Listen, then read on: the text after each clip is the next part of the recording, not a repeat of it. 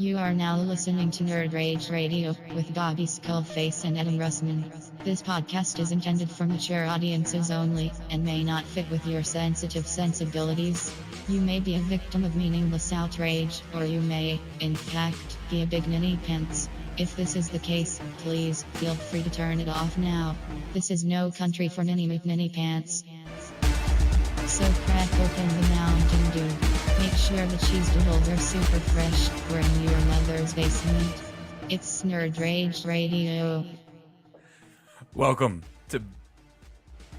I'm already off to a rocky start. Welcome back to Nerd Rage Radio, episode 141. We all have some sort of crud going around, or maybe it's allergies or what have you. But as you know, Adam is going to be away this week on some sort of mop training. I don't know how many more techniques he has to learn. He's learned back and forth. He's learned side to side, and then the last time he learned the tricky S pattern. I don't like to toot my own horn, but I've been using the S pattern for years, uncertified, of course. So there is something to that. But I am joined by Joe KW, aka Uncle Dolphin. What's up? And my lovely wife and co-host of Skullfest. Yeah, hello. Hello. Hello. All right. So I don't think we need to dilly-dally much. We can get right into Nerd Weeks. We have a lot to talk about regarding Nerd Weeks, of course, because Skullfest was this past week. So we'll talk about some of the goings-ons. And maybe we should start, you and I, do a group effort. Well, let's see. We watched, what was that movie called with Meryl Streep? I Hate Republicans and Guns. Florence somebody. Yeah, so it was about this lady who can't sing. A wealthy heiress. Yes, extremely wealthy. She can't sing. And her husband, Opera, nonetheless. Her husband, who I think was in it just for the money.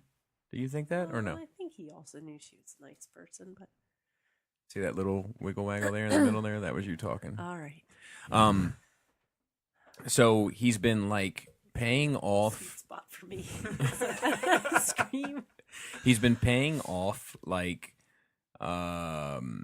journalists and reviewers and stuff. Like basically the entire audience of her shows. Yeah, to like say great things about the To, show. like, cheer and applaud, like they rent the hall. Then The Truman showing her. And her buy singing the was people. trash. And like that was kind of funny. And it was like an interesting, and it's based off a true story, which is always Jenkins. That's Florence terrible. Florence Wainwright Jenkins or something. Florence Jenkins. And you can find there's actually her singing on YouTube. I should try to pull it up real quick. But I mean, that's either terrible or really good. Like, if she never finds out. Yeah, okay.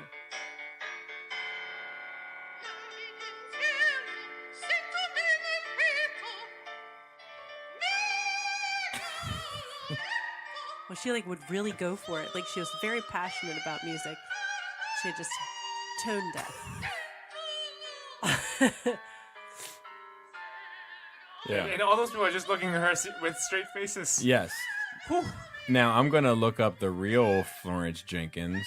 And look, for those listening, if you haven't seen this movie, you don't need to. You got the whole synopsis right here. It's like Jay-Z said. I did that, so hopefully you won't have to go through that.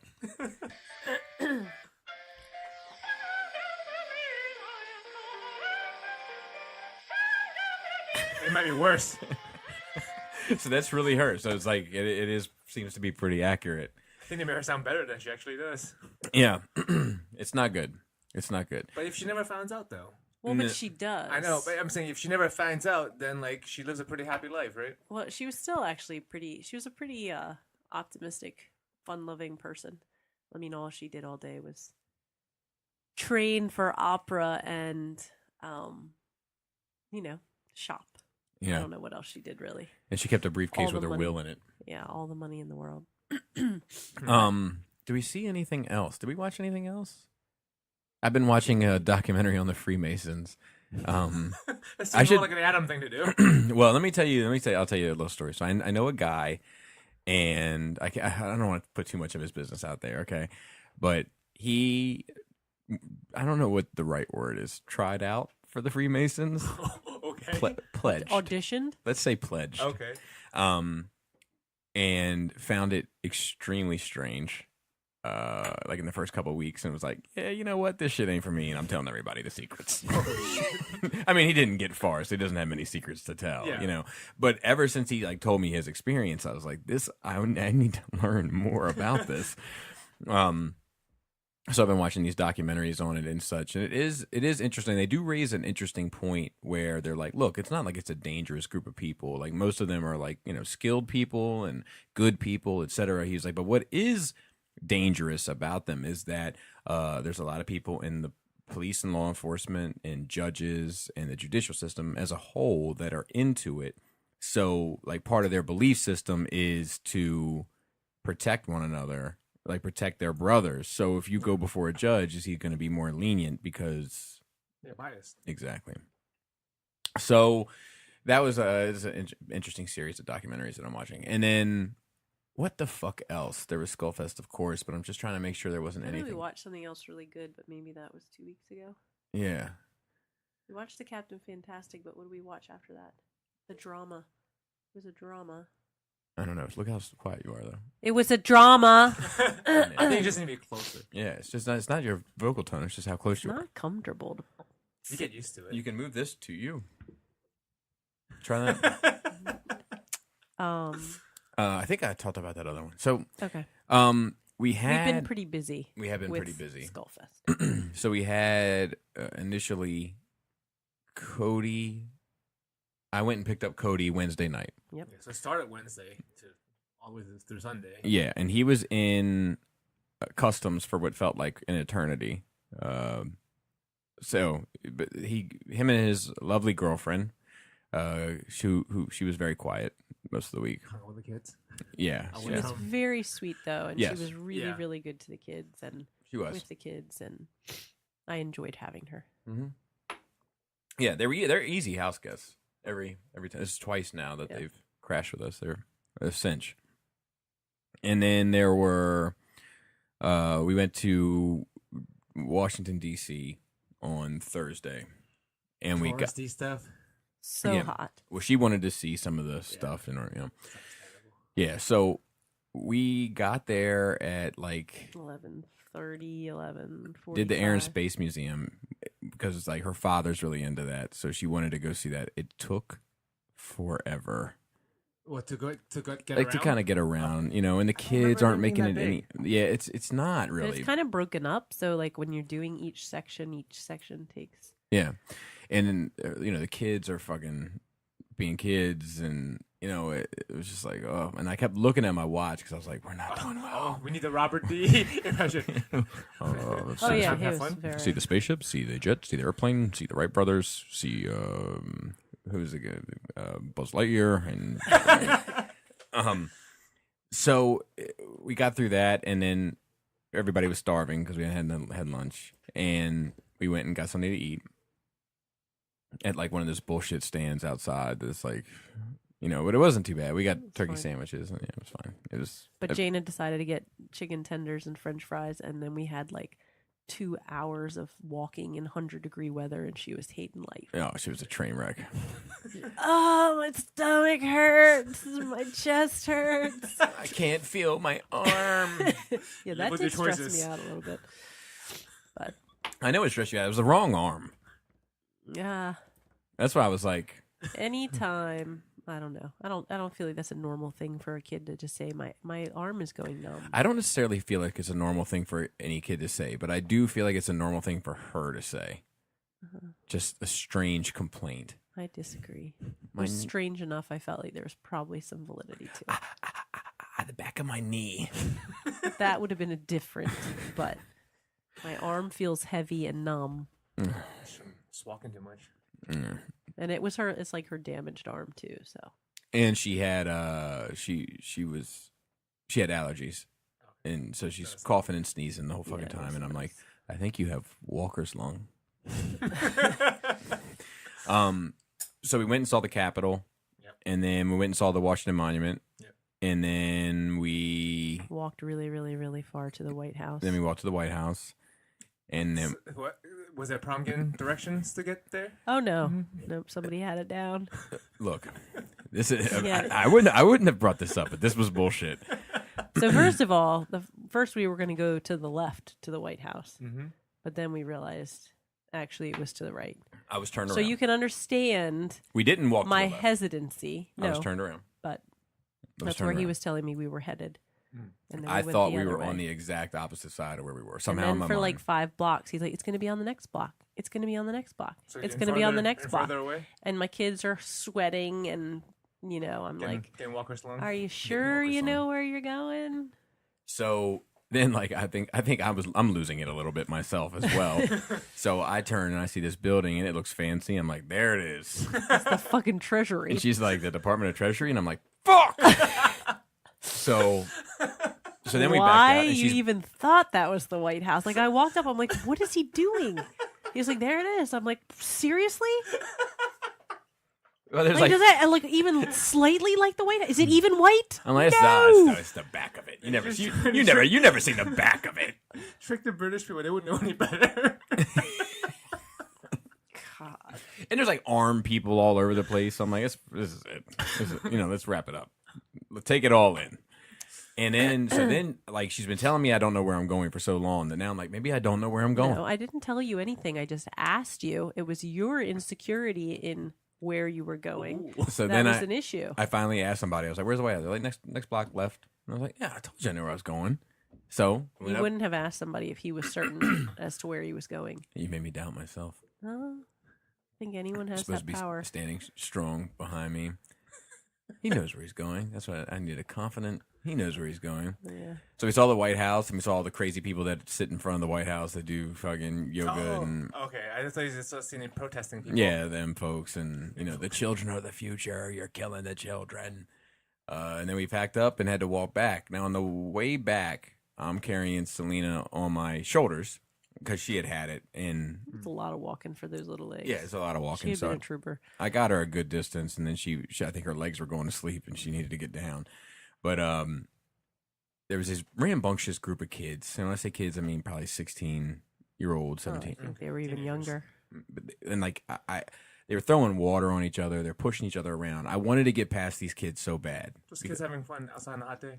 Yeah, Like a field trip or something, yeah. yeah. And I was like, I need to get around these kids. I need to separate my group from this group immediately because something is going to happen. Something stupid is going to happen. So I'm walking. I got my kid on my shoulders. This kid shoves this other kid. The kid fucking pushes into me. So I fucking elbow back like to this kid. And I sent him probably 5 feet, off me. And he turned around like, "What's going on?" And I was like, "Stay the fuck away from my family." And Shoved and threatened a minor. I didn't shove. I wasn't a shove. It was like a push back. Like as he pushed into me, and I was just like put him back a little bit. Check And, him. It was like a little check. Stay the fuck away from my family. And I actually felt a little guilty when I said that because it came across a little harsh. But what I meant to say was like, don't bump into my kids. Yeah. But what came makes out sense. was something different. So then we got around them. I got back to the car finally after all sorts of complaints, and Jane is dying of Walker's lung. Like Numb arm. her arm is numb, and her back of her knees are hurting. And we got to the car and got out of there, and we had a Powerade, which tasted like a slice of heaven. And then got caught in traffic on the way back. We did pretty good because the HOV lane, like we were able to hustle a good bit, but it's still a pain in the balls. And then we had seafood, Yeah. and drinks and stuff, and that was cool. And then did we do anything else that night? No, right? No. So that was Thursday, and I then mean, we didn't get, by the time we went and got ice cream, and then we went and got the seafood, and then we came home and I cooked, and then by the time we ate, it was kind of late, and we knew that yeah. more work to be done the next day. So I think that was kind of an early night. Yeah. So then Friday we had We went shopping. yes, we went shopping. We went to Columbia, walked around the mall a good bit. Mall? Yeah. Mhm. And Target. Yeah, because Katie wanted to experience the finer things that America has to offer, like So you already Target. Bath and Body Works, like- yeah. Target, a grocery store. Container store. It was funny. Cody's a pretty funny guy. If you allow him to be funny, you know, like if you give him a minute to breathe, to drop the punchline or two, he's pretty funny. Like it was like when we did that Skullfest tabletop or round table discussion, and I was like, Cody, what are your thoughts? I was like, nothing. It's a transformer, right? I don't care, isn't it? And I was like, well, does the swan on your head have an opinion? He's like, no, he's keeping his bloody beak out of it, mate. So that was cool. And then Friday, And then I took them to Wegmans and Oh, fancy grocery store.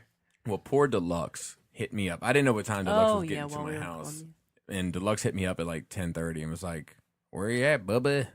And I was like, where are you at? More importantly. He's like, I'm on your front porch. And I was like, well, it's going to be about 2 hours before. Oh my God! You left him out front for 2 hours. So I was like, look, go across the street, get something to eat. You know, like there's all sorts of, you know, okay. get some lunch and shit. And I then thought you meant like to your neighbors. no. And Knock then on the doors. yeah, and then I'll See be who'll back. take you in. He went to the car and went to sleep. Left the car running, got some AC, and went to sleep. You know, and The car running for 2 hours waiting for you. yeah, it's a rental. Who gives a shit? You know? Oh, okay. Yeah, that's right. And then I came back and let him in, and then they went to the grocery store, and then we hung out for a good bit, and then people started showing up. Joe Britt, who the fuck else? Troy and his girlfriend. Not till they didn't get there till later. They got there later. Who? Joe came, of course. He was Robert late. came. Yeah, Robert It's came. another guy. Robert came in an extremely long T-shirt. Oh yeah, he's just rocking the Baltimore style. Yeah, he came in like either old school Baltimore style or modern day jihad style. Oh, Mike. Mike. Yeah. Mike came early. came. He was the guy who was He falling was- asleep with his eyes wide open. Yeah, that was crazy. wild. You saw that, right? Because I felt like when I He was was like, I thought he was. I heard heavy breathing. I'm like, someone's falling asleep. I was looking around, but everyone had their eyes wide open, so I had to listen for it. But he was just like, and then he staring at you, slowly wide eyes. dozed off. Selena, you got something? You want to say something? You sure? now you shy.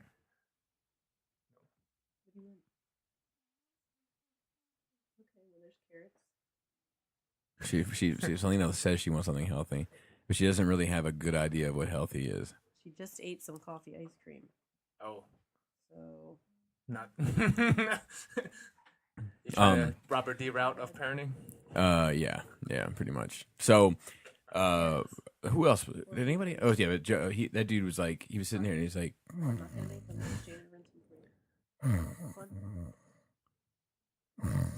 and then his eyes closed. And apparently he was snoring so bad, Matt went out and slept in the car. Oh, in the middle of the night? Yeah, Really? yeah, so bad. But we had a good time. That dinner was amazing. The raviolis and Chicken. turkey mountain. turkey Milanese, Yeah, and garlic knots. garlic knots. It was fucking delish. I And got that theater room with me and Robert D. He snored, but it wasn't loud. It was like white Soothing? noise. Was Yeah, it was that kind soothing of snoring. yeah, that kind of snoring that just puts you to sleep. Also, yeah. Let me see. Let me mute this real quick. Wait, which one are you on? No, that's you. So let me mute that one. Yeah. All right. And then Saturday, I'm trying to think. Like, it seemed like it just started going at it, but I don't remember. Well, because there were already so many people here Yeah. yeah. from the night. From everyone was up by around like 11. Everyone was upstairs.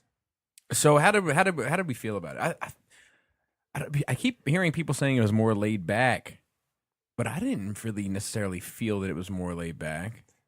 Maybe like everyone is more acquainted now. That's the thing. Now, this is my fourth. I've been here since the first one. I think this is the fourth Yeah, one now. this is the fourth one. So the first one, I didn't know anybody. Second one and third one, people would start being acquaintances. And between the third one and this one, I start talking more to people outside of just being at Skullfest. So like I feel like I know them. Yeah. So for me, I was more comfortable. And also like you not cooking outside, like you just mingling around with people. And then we had this back room here set up for podcasting. People just wander in and out and just chatted with everybody. That It was seemed really nice. laid back.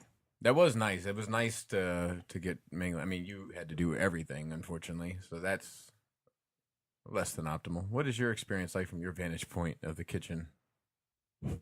I mean, how so? I mean, what was your thoughts? Oh, I mean, I still thought it went smoother. Yeah. Mm-hmm. You didn't have anything. You didn't have to film anything this year either. I think Other people. than the main thing. Yeah. I think people did spread out more.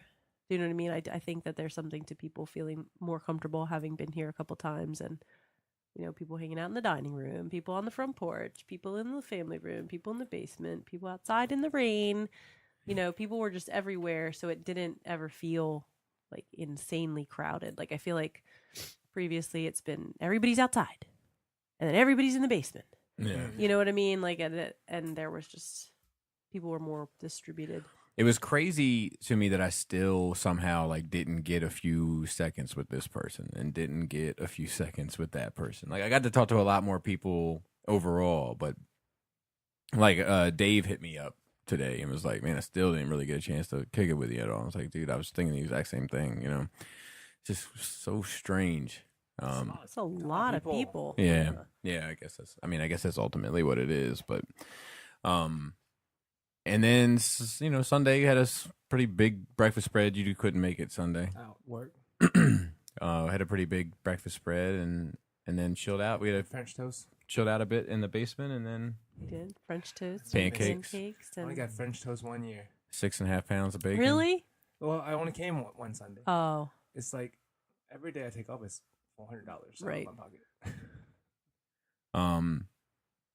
So yeah, it was good. I mean, I don't think anybody went hungry. I kept hearing positive things about the food. We had a different menu this year, a very Mexican menu. which we didn't purposely plan for Cinco de Mayo. Yeah, but it was just on Cinco de happened Mayo. to- Yeah. Yeah, It's kind of funny. I thought it was on purpose. No, No, it was okay. totally not. and everybody was sending me photoshops of me in a sombrero the day before. Oh man, I didn't see that. Yeah, they were pretty good. And then Sunday, I actually went over to Pinkerton's house because Jisk was still there and Cody was there. Yeah, they were over there Friday night. Yeah, and I talked to them a good bit, which was nice. And then Monday's kind of back to business, whatever that Cleaning means. Finish cleaning up. Yeah, we cleaned up. I had the basement pretty much cleaned up Sunday. Priorities. Of course, come on. I mean, the upstairs was Clearly too. the only part of the house that needed to be cleaned. And then did I? Well, Robert D cleaned the tub for you. Yeah, and that part, the enamel paint on the enamel, I scratched it off today. Like it would have taken no effort at all. Like I just went in there with my fingernails, came right off. Break. But yeah, we videoed that live. Oh, and nice. He went on. There's this guy, they call him Diggler or whatever. He is a troll. He's been he's a scammer and a troll. I think Diggler's like his real name, and he goes by aliases or whatever. He's been trolling a lot of our stuff recently. Like he trolled. Is this scammer for what? Like Transformers or it's collectors or? Yes, toys. I think mainly Transformers. Okay. He trolls the Manny video that we posted on our Facebook, and he trolled the live video that we put on Shattercast for Robert D cleaning the tub, and it's always like How so? just like I think on both of them he dropped some F-bombs, and I'm not talking about fuck. I'm talking yeah. Wow. Always, fat, you fat bitches, you F-bomb this and that, and so he's on my radar right now. That's a low, not very highly skilled troll. no, he's not very good at it. That's kind of trash. Yeah, he's just getting warmed up maybe. It's like a fifth grader kind of thing. Yeah. And I'm trying to think, and then I did clean up part of it on the middle floor on Sunday. I vacuumed a couple of the rooms, and the kids actually cleaned the bathrooms. Did. And Oh man, feeding a bunch of people Mexican food in your I house. know. Jaina actually came to me Sunday and she's like, I need to make more money. I'm like, well, all these bathrooms still need to be cleaned. Like, With all the bathrooms blown up. so she went I don't know. There were some that were supposedly destroyed. I don't know. I can't neither confirm nor. I actually did think about that. deny. Like after we had everything planned, I'm like, oh God, all these people are going to sleep here and I'm feeding them all this food. What was I thinking? Yeah. I don't think any toilets got clogged or Nope. I didn't come into any complete horrendous disaster. So I think It was fine. people were respectful if they did need to. Yeah, there was that one bit of dust drama. So, dust. Missing. Oh, you weren't there for that. Yeah, Was it Saturday evening? yeah. So the Fans Toys RCs got delivered, Mhm. and there was like there was supposed to be 9 of them, and it turns out there was only 8 in the box. Okay. So everybody kind of took theirs, like, oh, okay, I was in for one, I was in for one, I was in for one. Then Dust goes to take his, and there's none in there. Mm. So, unfortunately, his immediate kind of assumption was theft. Mm. So he he was upset, understandably. But I was telling him then, I was like, dude, nobody took that. The guests here are handpicked. Yeah, nobody took that. No one brought a friend this year. Yeah. Nobody took it. There's too much to lose by fucking up here. Like And it costs you're more gonna than that to get here. you will lose. Yeah, it's gonna cost more than that for you to get here. And if you were here, chances are these are most of the people that you would consider friends inside of this. Yeah. So you're gonna throw all that away for $100 when it cost you $150 to come out in the first place. Yeah. But it didn't stop him from making a Facebook post where he was like, "Some animal took my," and all this, that, and the third. And unfortunately, I mean, that makes my situation. I mean, it makes my house, makes my party look bad. Yeah, hosting. Yeah. But then I think he took it down. Yeah, he took it down. He put up he apologized, no, it was a short count. Turns out it was a short count, and luckily, That was figured out. Hung from 215 took a picture of it for whatever reason before he sent it. So he you just can actually see that it was. Oh, Yep. I see. So that all ended up working He's not- itself out. This hasn't been a good few days for him. He's really sick now. I think. Who? Does? He's sick? I think so. I think on the Facebook he's not doing. Really? I thought he posted that he was sick. I could be Oh, wrong. I'll have to look into that. Get better, Dust. Hopefully some animal didn't make you sick. You know what I mean? Let's see. There was what else? Was there any other little? That was the only little bit of drama. Well, it was just unfortunate because it got out. Cape Cod John hit me up and was like, "I heard Skullfest was a success. Too bad about the dust situation." I'm Dust- like, dude, dust- nobody took that. Upper respiratory infection and torn lining on my esophagus due to morning phlegm attack, and then an hour later, now a fever. Yeesh. Oof. Hope you feel I better. hope you didn't catch Yeah. something from from your. I hope it's not still here. And then let's see. I cleaned 12 bags of trash. That's trash. That's trash. Oh yeah, that was bad. I felt so bad. They sat outside of my house. I asked them, I'm gonna throw these in here, man. I'm gonna throw these in the trash trucks. Too much. Oh, I'm asking too much For the trash man. Yeah. Nice of you. Yeah, so I threw them all in there, but then they were outside compacting it for 10, 15 minutes. I was like, oh. But yeah, otherwise it was pretty much uneventful. Now it's kind of getting back to business. I need to make some changes, in my video content and what I'm doing. I need to switch it up a little. I need some spice. I need some spice in my life. I'm tired of doing the same old shit.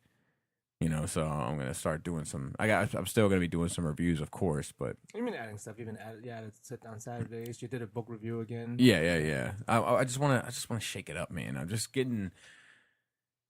I don't know. It's almost like it's too comfortable.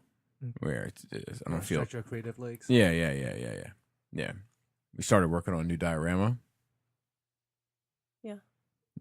He was a little cranky. Why? I don't know. He got super cranky. Well, I fucking, I wiped up the floor with a rag, and it wasn't but 10 minutes before Selena spills ice cream all over the goddamn floor. And then in my opinion, we should have put her through the ringer for that. Okay. It's this. Because you don't get food all over the place. No, but it's how it happened. Like, it happened because she won't sit properly in the chair, so she gets off balance and hits something trying to catch herself and flings ice cream all over the floor. And had that, like, I do think, had that been Jaina and I wasn't here, I would have came home and you would have had her head mounted on the wall. That would have been it for Jaina. I don't think so. I don't know. I feel like Jaina leaves her hairbrush somewhere and you're leaning on her heavier than when you would lean on Selena for sitting like an idiot and slinging ice cream all over the floor that we just cleaned. Slinging ice cream all over the floor. and then, it's just, it put me in a weird vibe. Like, I was just, I'm constantly telling Selena to sit properly because she perches up Constantly telling all of them to sit properly. but her specifically, she sits up like a like a perched crow while she eats. It drives me nuts. It was nice, like some people that were there this year that haven't been there in the past, like Intext was there. It was cool. I talked to him about music for a while. We recorded Adam was in here. Recording Nerd Rage bonus content like the entire time, and at first, like, there was a part of me that was like, "Man, get out there and mingle some, like, get out there." But then I was like, you know what? He's happy in there, and people are enjoying going in there and having little conversations. When we realized what's going on, like, people came in and out. Yeah, that was good rotating. Yeah, so I was like, whatever. I did get a minute to talk to Tyler. That was cool, and Manny. I had a moment with him. Tyler's working as usual. So, what, while he was there? Yeah. Always. Man's hustling. But yeah, and then Chris came over today and hung out for a bit. And then we talked about that other conversation that it was interesting. So, same shit. But excuse me, goodness. Yeah, that was pretty much it. I mean, what about you, Joe? Anything else in your nerd week this week? I'm caught up on South Park. Really? Yeah, like now, all the way caught up? Yeah. Like how far were you behind? I don't know, like 2 seasons. Like it's funny because like rewatching South Park, because they're so in the moment and relevant. Like I know without checking when it came out. Like when the election. It's almost election. Like a time machine. Yeah, man, it's so good. I can't believe it's still around. And then starting to catch up on Voltron. I'm on like middle of season 3. It's a good show. I like it. Yeah. I know it's not your cup. Yeah, it's fine. You didn't even watch it. No, I watched the first season. You watched the whole first season? I think I tried to watch it. Oof. Yeah, we couldn't. We got like 4 or 5 episodes in, I think. Small kids sees, I guess. Yeah, it was too kids. Probably too anime for you guys. No, that didn't bother me. It was just the kids. It was very kiddie. It's not aimed for me. No, it's not a demographics of just kids. It's like age 5 and up, and I'm the and up part. Yeah, Adam likes it too. Like a lot of I think grown up, like at least people in anime is into it, because like on my Facebook page, I'm friends with a lot of con friends and stuff. So like Voltron stuff is pretty normal for adults.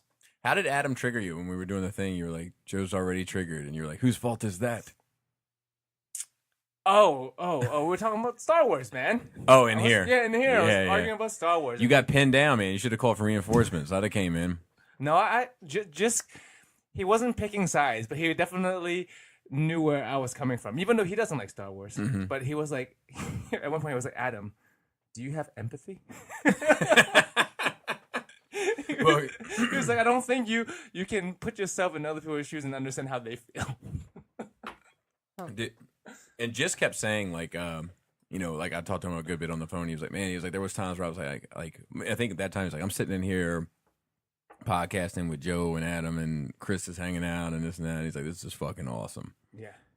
It was, and the thing is, like, even the argument gets heated. It gets intense, but it's not heated. I never have negative feels towards Adam. Right. And I don't think he does towards me. It's just because heated, and then afterwards we're like, and we just chilled afterwards. Yeah.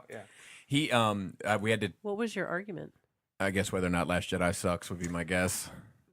more or less, and then him telling me what a good story is, and me telling him that's subjective, and him telling no, there is such a thing as objectively a good story, and how things have to be structured a certain way since the ancient times. And I'm like, slavery was in ancient times, and we changed that.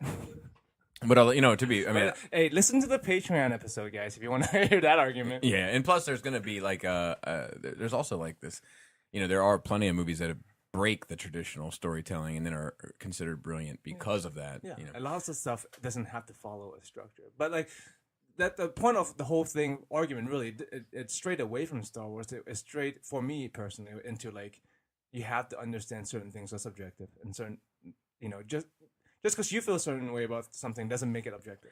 Well, what's funny is we had that. I hate having conversations about Adam. Adam's not here, but we had that. Yeah. We had that conversation about beauty, right? A person, like a beautiful person, and he was like, "Well, there is this person that like is scientifically proven to be like the most beautiful person on the planet. Like her face is like the most symmetrical, blah blah blah." So then we Googled her, and we were both like, not really into her. Me either. Yeah. I think there's anything scientific about beauty. Yeah, it was very just subjective. There's an idea that what makes a person attractive. Right. No, is, I know. right. I've heard this conversation. Right, but then we looked that person up, and we were both like, no, not for us. So it's different for everybody. I mean, same with body types. There's no perfect body just because everyone likes something different. Yeah. Even though they have a scientific like measurement for the curve of the perfect ass, but if you ask the right person, what is perfect? Yeah, exactly. Yeah. We had to take Dantes Keys because he was podcasting. He got very chatty. Dante got very chatty, and on the podcast, just in general, and that's usually a telltale that he's. Yeah, he was on. I don't know what you guys were doing. That was when you were talking to the Intex. Yeah, but he was. I've known Dante for a long time, but when he was being that chatty, I was like, Dante, you're not driving home tonight. So, and he was like, what? I'm going to have some water next. I was like, nope, I'm texting Sarah. You're not driving home tonight. Cool. So I went up and got his keys. No, I went up and got to talk to Laura. Laura was like, you need to take his keys. So I was like, fuck. I was like, this could go. Get slapped. This could go one of many ways. BGJ. So I came downstairs, and the first person I ran into was JD. and I was like, hey man, you got some grit? And he was like, what do you mean? And I was like, I mean, you got some grit. And he was like, I don't know, I guess. And I was like, okay, I'm going in here to get Dante's keys. I don't assume that there's going to be any issue, but if there is, you need to be ready for anything. And he was like, okay. And like we came in here, and I got down, and I luckily like. There's been times where something has happened and Dante has stood up in my defense, right? And I've been like, just chill, no big deal. And Dante be like, look, man, there's not many of us left, because, and so I got down and I was like, Dante, I love you. I care about you. I respect you. I need your keys. And he was like, my keys? And I was like, because there's not many of us left. And then he handed them over. Yeah, that's what I said to him, too. I was like, I'm not losing any more of you guys. Yeah. So took more time to hang out with him anyway. Yeah. And then I thought I was in danger again because he podcasted from then on for like 4 more hours. Oh. Yeah, it's all recorded that I have to sort through at some point. That's like 8-10 hours of recording. So I was packing everything up to go to bed, and I turned off the all the DTOF lights. Most of them are on surge protectors, so I turned off the ones out there, and then the ones in here, and then these, and then this one. But all of the computer shit was hooked up to that one. So when I turned it off, it cut that off and cut everything he had been recording off. And I was like, I am so sorry. Oh, shit. And he was like, it's cool. I just saved it like 20 minutes ago. So it was just like 20 minutes worth of shit. But I was like, here we go. This is it. So, yeah. I wish we didn't think about it. We should have started feeding Robert D alcohol first thing when he woke up one Saturday. Oh yeah, just kept him there. Yeah, we try to get you to call his wife. Yeah, to have the wife influence. Have my mom call your mom. Exactly, and see if it can stay longer. I felt bad because I think he was sad. Yeah, he was definitely sad. I'm glad he at least made it down for Friday. Got to hang out with him. Yeah, it was nice that sucks. He left at what 12:30. No, it was before 10:30. 10:30, yeah, before people even came. And he left on time, which fucked me up. Because in my mind, when Robert's like, I gotta leave at 10:30. I'm like, he'll be out of here by 3.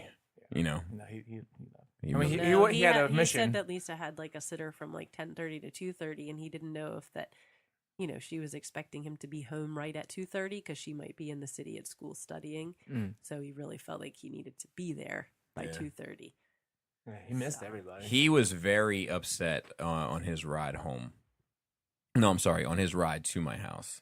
I'm going to read you some of the text messages. Oh, I'm so glad he was texting while he was driving. Yeah, well, maybe he text, was... voice to chat.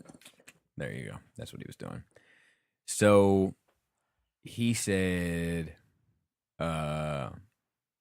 this is out of nowhere. Your location is trash. I said, where are you? He said, I'm in a gravitational well. Dude, he was. I think he was drunk when he was telling me that. He's like, it takes 3 hours to get home. It takes 4.5 hours to get to your place. I'm like, no, it doesn't. And then he got lost. He ended up on Caton Avenue somehow, and I don't know. And he was like, and then he just says, your state is trash. And I said, your borough is super trash. And he said, at least I have boroughs. You got war zones and woods. And then I said, where are you? He said, I'm transversing the event horizon. And I said, are you in Maryland? And he said, yes. I said, are you past Baltimore? He said, goddamn trash drive. How should I know? I said, well, did you see Baltimore on your right? And he said, trash highways, trees. And I said, well, then you got a ways to go. And he said, just millions of trash trees. Been driving 3.5 trash hours. When I get there, where should I park? I said, opposite side of the mailbox. It says, I asked my navigator, what time should I be there? And it said trash. I said, that doesn't make any sense. And he said, trash. And then he sent me pictures of people on Caton Avenue. Oh, God. And then I said, are you in the city? And he said, I got lost. I bet Oh, my God. Why would be in the city? How would... And then he said, I bet your house is hot as trash. And then he said, tell that, that was later on. Sounds like that was probably one we wanted to hear. Then he texted me on Saturday at 6:16. He said, I'm partying. I'm in heavy party mode at that point. And he said, hey, did you give Pinkerton the big Gundam box? I said, don't ask me any questions on a Saturday. He's still bringing Gundams. God. Yeah. So that was basically it. Anything else? Yeah, Pinkerton's kid, is, oldest kid, I think, is Frosted Flakes. Yeah, Murder Frosted Mace. Flakes, yeah, he's getting. I talked to him for a bit. He's getting into Gundams now. I'm like, yes, got one. Don't get too excited. He's still young and impressionable. Exactly. He might be waiting for certain things to stick or not to stick. That's how you build anime nerds. You get them while they're young. While they're young. Yeah, you have to, because they're not meant for adult sensibilities. We'll see once we do some movie review. Oh, yeah, we're going to do that Monday. So we have a ton of, that's something else we should mention. We have a ton of Patreon content coming. We have, like, this bonus stuff from Skullfest that's going exclusively to Patreon. We have 10 hours of content. 10 hours of content that's going exclusively to Patreon. Unedited. No, definitely edited. Oh man, I was talking crazy. Yeah, I think I was too. We were drunk, so take it all with a grain of salt. Not me. That was I was just going to that's me say, sober. Joe wasn't. He was just... I was just being honest and true to myself, and it's not a good look. I'm trying to think if there's anything else that I wanted to say, but there is a ton of stuff coming, and I just showed Joe the outtakes from the Skullfest stuff. It's pretty man. fucking funny. You starting to have 2 Skullfests a year. Yeah. 2. Yeah. Hey, for The second one is Domino's Pizza for dinner, Domino's Pizza for breakfast, and then Domino's Pizza again. And you know what? I bet nobody would complain. Yeah. Maybe. I'd be happy with it. But that, I mean, I'm just here to chill. Bobby, he's not happy with it. No, I'm happy with. I'm always happy with pizza. Wasn't there one Skullfest that we ended up ordering pizza at night? Mm-mm. What was that? You remember that? It was like a party. Movie we had releases. No, we had dinner, and then people were like still hungry. Oh, that was like was a it the party, not like. Oh, okay. I remember people complaining about not having enough burgers the first year. Did they? Oh, let them complain to me. You'll never come again. Just kidding. Partially kidding. So we do have a little bit of news this week. Actually, we have a fair amount of news, but one of which is phone booth swag. So Bill and Ted is coming back for a third film. Nice. It's confirmed. They're both the original actors are on board. Keanu. Oh my god, they're gonna be like 100 years old. Yeah. That's fine. That makes it good. Oh, I have a bad feeling about that. So like, there's a picture of them. Oh yeah. This is not going to be good. Are you sure? It's a comedy, so it should be fine. Like, you know what? I actually don't remember the first movies. I know I watched them as a kid. Let me see that picture again. Yeah. But it's just cool. I like Keanu Reeves. I'm a Keanu fan. Like, I like just about everything That's he's probably in. the most disturbing Keanu Reeves has ever looked. He looks like Rob Zombie. Yeah, I can see that. Well, there you go. But it was official in a press release, so now it's like it's not just rumor. Like it's cool. a thing. I'm down with it. Are you? Sure. Like I said, I'm a Keanu Reeves. I would watch just for Keanu. If nothing Are you a else. Matrix person? I love the Matrix. Oh, Growth. really? Yeah. What do you love about it? Everything. You know what I am interested in? I mean, I watched it when it first. I so out. did we. Like, I don't know. Maybe I'm just more I into just never got- cyberpunk and stuff. Like, it's just same as you guys not being anime people, and I am. Like, maybe it speaks more to my sensibility because it's heavily influenced by anime. Yeah. And also, I was into computers and internet. Like, I was on the internet before it was an internet. Is Like, it? I was on it when it was just bulletin boards. Yeah, I avoided email like pretty much. Yeah, got me out of too. college without even really. Yeah. So there's a difference. Like, I'm a tech person. Yeah. Is it heavily influenced by bad story writing too, or is that just? Good stories and bad stories are subjective. So you say. Doesn't Adam likes the Matrix though? Doesn't he? he He was a likes the Matrix first person. one. Most people like at least the first one. Yeah, I didn't even like the first one. To me, the first one wasn't original enough. Like to be getting this credit for being so original. I'd be curious to watch it again. I mean, like But I in remember American really, cinema, I didn't care for it at all. it had a lot of, especially with the action. Like I grew up watching that specific kind of action. Like that's Hong Kong choreography. So like for it to come into Jesus Christ! If he Western- name drops Hong Kong one more time. when I feel like it's the first time I heard him say Hong Kong. Whose side are you on tonight? I'm just saying, That's, on my own side. and what other like virtual reality, what cyberpunk type movie did we have before that? No, it's not. It's not. So it's not Johnny the look. Mnemonic? No. So it's not the look or the feel. It's just like I'm like, oh, okay, this is from Alice in Wonderland. Oh, okay, this is from Alien. This is from this, and this is from Mortal Kombat, and this is it was like. But I mean, you can do that with anything, right? Sure, but I think it was because I don't disagree, but I think it was because how people were saying it's so creative that I was like, no, I don't see that in this. To me, this is like a American pop movie greatest hits. I think it's more of the concept of being jacked into the Matrix. Yeah, no, and I how you think can relate if you are a office cubicle worker. and I think the Matrix concept is cool. Like, I think that's what it was. yeah, so I think that conceptually is cool. I just don't think that's enough to give weight enough to the movie to say it's a good movie. Maybe it didn't. I mean, wasn't the objective story. I mean, rather subjectively, we like it or not. It's definitely part of American pop culture. Oh, for right? sure, Like, for sure. deeply. Dude, I'll never forget. Around the time that the Matrix came out, my buddy Mario, who passed away, Mario He loved the Matrix. Yeah, didn't he? yeah. Well, yeah, Mario loved he it. definitely loved the Matrix. That's what I'm getting ready to illustrate. He also was quite fond of himself as well.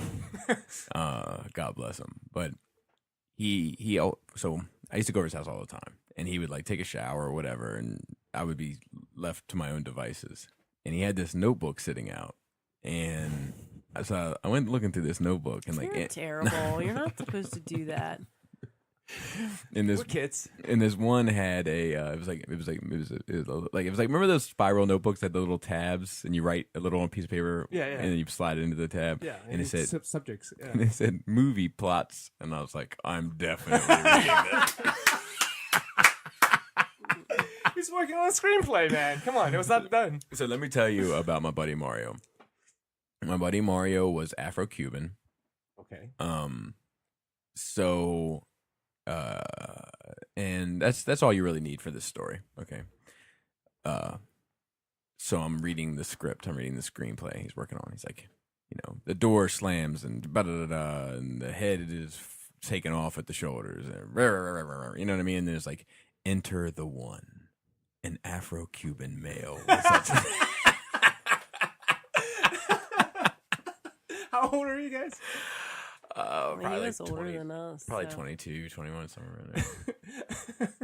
To be fair, you put yourself in your as main character of your own story, right? Yeah, I feel like you put yourself, right? And it wasn't meant to be read. That's a fact. That's a fact. But I feel like you put yourself in, but you don't necessarily make it you. Do you know? Like this was him. I would put my voice in the character. Like this guy is gonna speak from my perspective, how I feel about this kind of shit. But I'm not gonna be like, enter the chosen one. His bald head gleamed in the sunlight. I'm not doing that.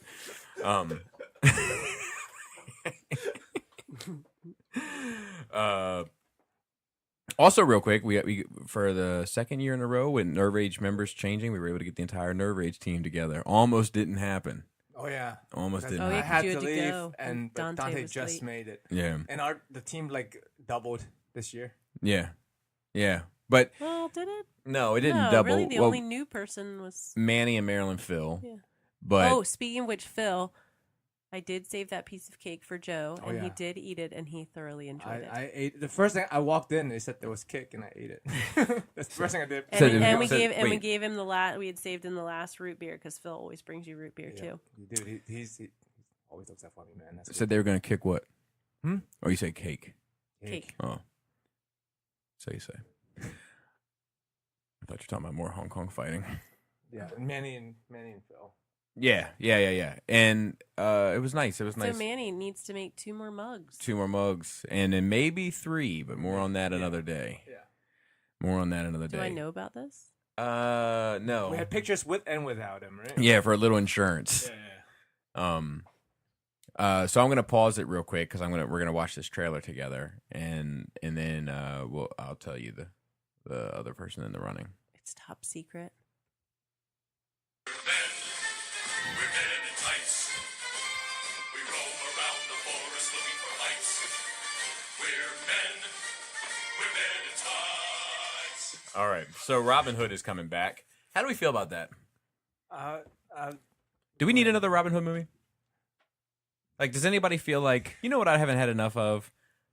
Robin Hood. Like the only thing interesting at all was like the mix of modern and old timey setting. But like other than that, I'm like not intrigued at all. It seemed very bland. I mean, it looks fine. It looks like, Exactly. yeah. It's like We'll watch it. Yeah, I mean, I know we'll watch it, but I just feel like so. I'll enjoy it more than you do because you're very critical. That's fair, but the best Robin Hood movie to date is what? This is not The Disney version. This is not objective. This is a fact. the Fox one. The Fox one. I do like the Fox. The one. Fox no one lie. is the best. The Disney one. Yeah. You don't like it's- Men in Tights? No, I mean not You in don't like terms Kevin of. Costner? No, that one is What about trash. Russell Crowe? That one's not good either. I didn't watch any of those. I remember my mom made me watch the Kevin Costner one, but I don't remember enjoying it. But the Fox one is solid. That is one of your favorite Disney movies, isn't it? Yeah, without it might be my favorite Disney. I movie. don't see one over there. Well, there's a You fox. should have There's one. a fox over there, though. Just Brer Fox. Well, you're into dolls now. You can make him a little Robin Hood costume. All right, sorry, I hit the button by accident. But yeah, I just don't feel like. I don't know. I don't feel like. Maybe I needed the Kevin Costner one when it came out. I was like, cool, sweet, a fucking live action I Robin Hood see movie. this one at the Yeah. time. I mean, I may not age well, but But I don't even think that thing aged well by the time it got on DVD or VHS. It was like, whoa, wait a minute, this isn't good.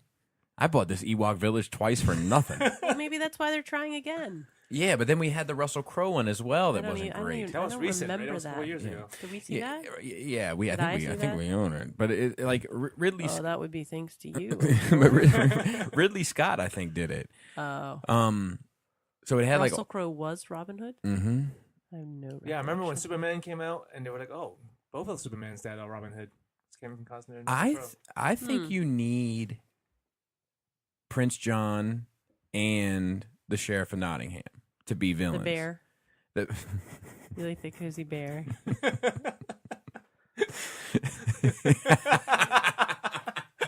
The bear and the lion. The lion without a mane. His brother had the mane. He had a trash mane. I mean, I think it's a good story and it's a classic story, so maybe they're just trying to get it right. That's what it is. It's like things that you know are gonna get remade over and over again, and none of it is necessary. Like King Arthur is gonna be made over and over again. We're gonna have another one, I'm sure, in the next couple of years. What do we feel like is something that does need to get made over? Maybe that's a better question. Or maybe to something ask. that's made over that's good. I was listening to a Well, we podcast. saw one of the King Arthur ones that was good, didn't we? First Night with Richard Gere. My mom made me a lot No, of it trash was movies when I probably was a kid. nothing to do with Richard Gere. I feel like it was kind of more recent. Oh, with the Guy Ritchie.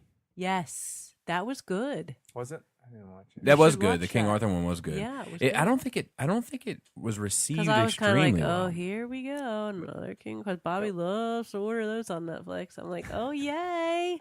Look, I have But a it was much good. better track record on Netflix than some other people. at When's this the table. last time I got to control the Netflix? No, you lost that privilege. With what? the 8th time you got the crying game. Oh, yeah.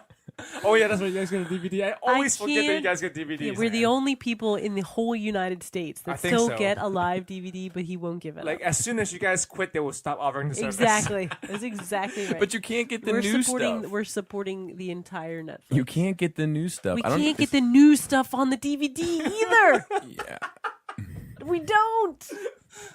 that's not entirely true. And then by the time we get the DVD, we watched it the week before on HBO anyway. Like every time. That's not untrue. That's God. not untrue. Doesn't it cost more to get Yes. the DVD? Yes, it costs more. And you know what? Now we get one at a time. Forever, he wouldn't give up 3 at a time. And we would have these 3 movies for like 6 months.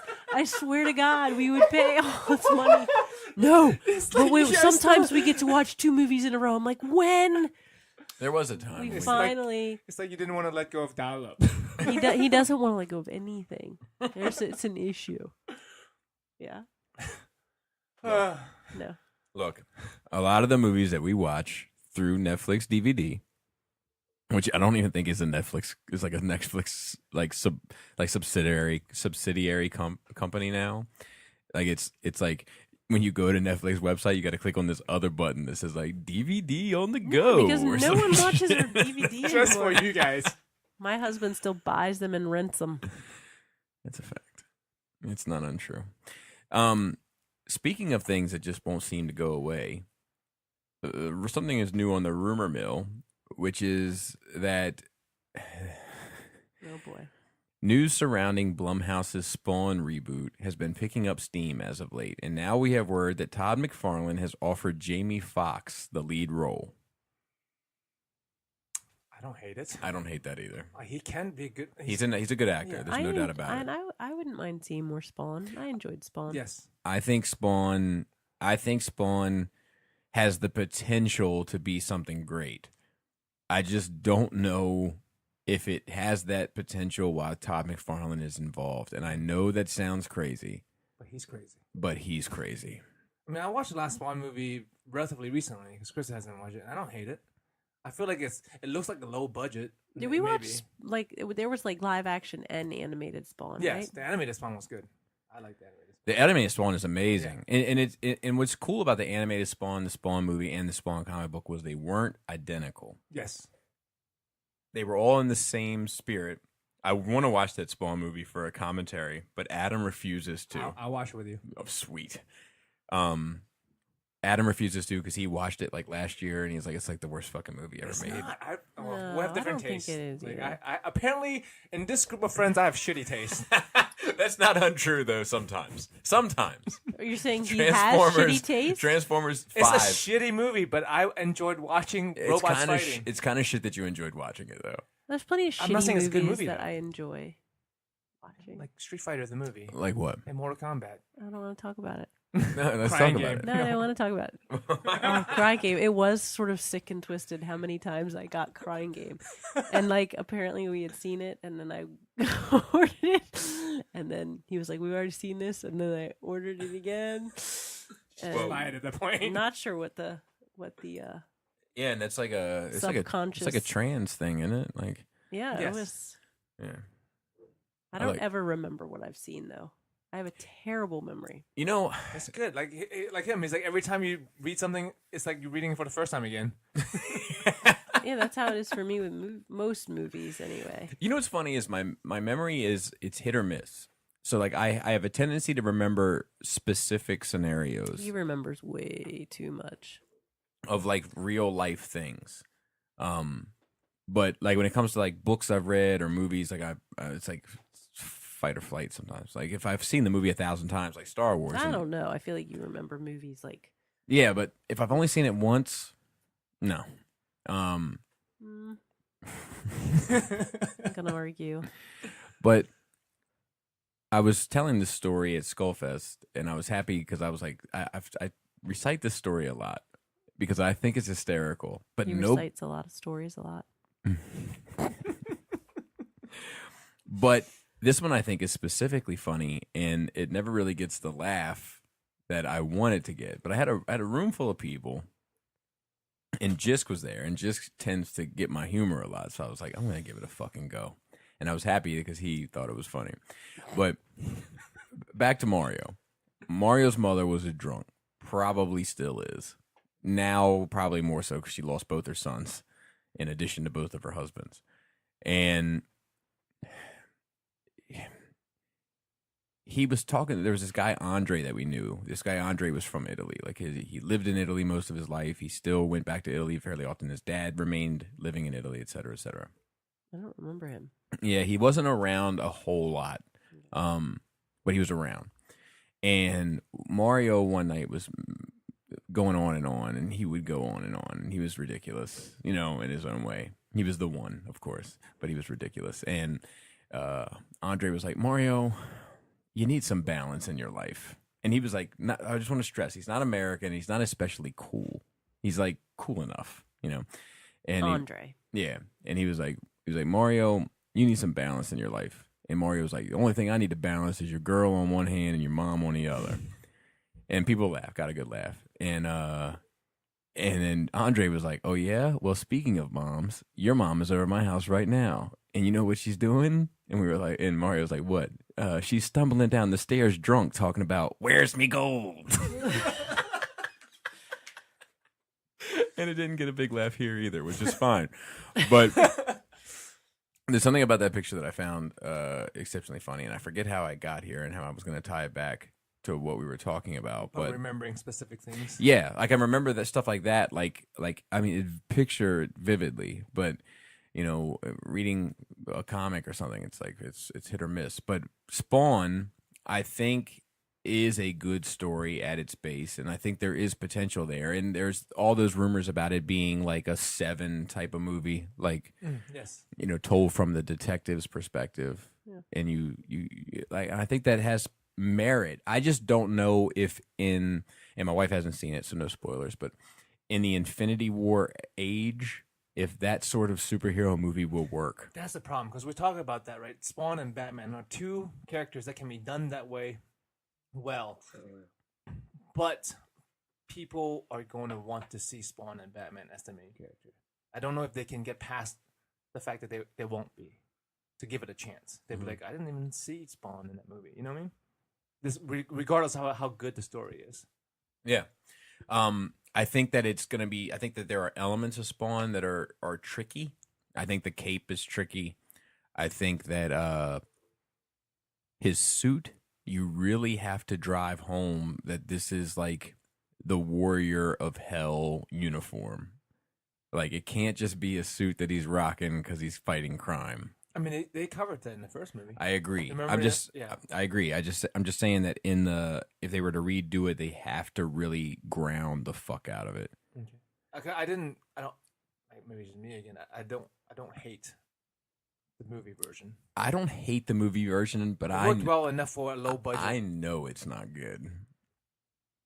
I mean, for the standards we have now, the idea of it, Yeah. like they did show like what it can do, and it has its own thing that it does. Cagliostro was in it. I remember that. He was he's like God, I think, kind of. He's a white guy with a The beard. old guy. Yeah. I think he was a redeemer. He ended up being the Redeemer. I think that's what he's supposed to be. I can't remember. But I do remember there's some trash like looking Spawn villains though from back in the day. It was like a gorilla at one point, I think. It was like a really jacked robot dude. Cygor, I think was the yes. And then there was like a giant cyborg guy who looked like Kingpin except cyborg. I think this could actually be a good conversation. So let's look up Spawn villains. Violator's good. Violator? Yeah. Yeah, he's cool. And his whole race, because there's other Violator type characters with a different name too, right? Yes. There's like the Vindicator. Yeah. So Malbolgia, which is like the devil, but he's not the devil. Like he's one of the. Yeah, he's like a lower devil. The Violator, Billy Kincaid. Oh, that's the child molester. Yeah, the ice cream man. Yeah, that arc was good because Yes, it's more serious. yes, it was more serious, and like that's a movie that I would take. He could be the main villain. It's just like there was that other one that was like, it was like a judge, but he was part of the Ku Klux Klan, and Spawn like found him. Like he was like giving black guys in the town ridiculous like consequences for their crimes, punishments for their crimes. And like Spawn found him wearing the robes and like put his hand on him and made him black. And then like the Klansmen came in, they were like, "What are you doing wearing the holy robes?" And like fucked him up. And then there was that other one that like there was a guy it was a child abuser, and he like tattooed him like all over his body, like I beat my kids, I beat my kids. Like, See, that was they are good stories. that shit is They're cool. So dark. But they're so good. It's weird because those are mixed in with Cygor. Yeah, yes, exactly. So there was this is a good one. Anti-Pope. He's one. I don't even just look at the picture. I just see the name. Let's see. There is let's see. Cygor. Drug Reverend. Some of these I'm sure there's a lot of thought. very 90s, There's a though. lot of thought behind that one. Jessica Priest, she's from the movie. She was trash. The Ku Klux Klan in general are labeled as some of his villains. A lot of them are like regular people. Like Those are the good ones. yeah, probably. Mammon, Man of Miracles. I got a feeling he's trash. Sounds. The Necro Soldiers, Overkill. He sucked. That's the robot. That's the cyborg. Yes. He sucked. What about Angela? Angela was one, but then it's Marvel Angela's now, owned by right? Marvel now. The Redeemer. Yeah, he's like the anti-Spawn. Yeah, that he was cool. Yeah. Snake the Dealer. The Freak. I remember him. He had like long white hair. Like he was kind of a Joker-looking character, but he wasn't like as cool as the Joker. You wouldn't think so. Udaku. Vampires in general. Just vampires. Yeah, they're Just listed. like Ku Klux Klan. All of They're them. listed. And vampires in Europe. And then Zab. Let's take a look at Zab. I'm curious. Just this dude, man. I don't know. I think maybe my guy watched a lot of movies. That's his famous quote. So yeah, I don't know. But can you really hate on Cygor when you're also a DC fan who also has like a cyborg gorilla in it? He's not Cyborg. Well, he's just a real smart.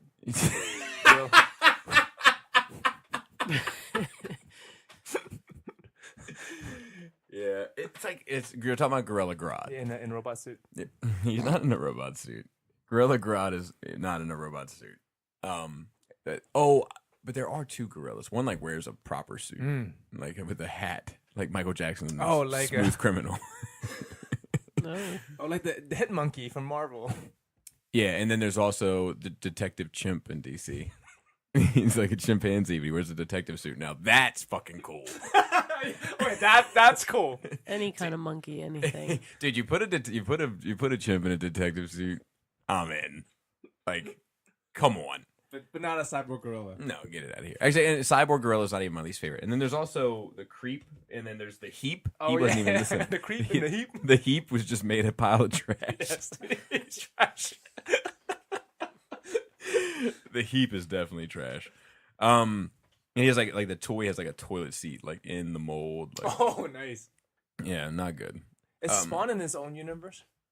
He's in the Image universe So he's because Chapel is involved. Yeah, Chapel. I mean, that's why he. Yeah, but I think they retcon that. Oh. But yeah, that was cool because that was like one of the first things that Retcon. like retroactively Change the story. Yeah. He was cool. That was cool because that was like the first Image tissue, like connective tissue between books. So I got a question for you guys. Are you familiar with the show on the Cool Table Network called Building Up to It? The Lego show. Mm-hmm. Well, we're going to talk about something else, which is called Building Up to a Case. An Oregon man had $50,000 worth of stolen Lego sets in his home, police say. An Oregon man was arrested Thursday for allegedly stealing Legos and other products and selling them online for large sums. Raji Afifi Azar, 40 years old, of Portland, was arrested after allegedly buying about $13,000 worth of stolen toys from undercover investigators. So like 4 sets of Legos then. True.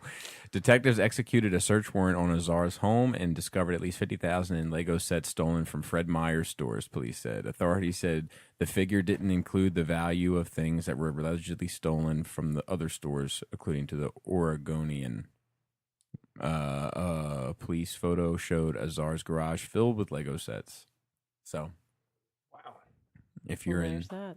if you're looking at it on eBay or something, beware. You could be buying stolen Lego sets from Azar. Well, probably not anymore. No, Probably Azar's not on eBay today. Yeah, it's a done deal for Azar, I think. That's a lot because of how much money that's worth. Yeah, It's going away for a long time. yeah. I mean, Damn, what are you in for? Legos. Yeah. Yeah, that's going to be tough.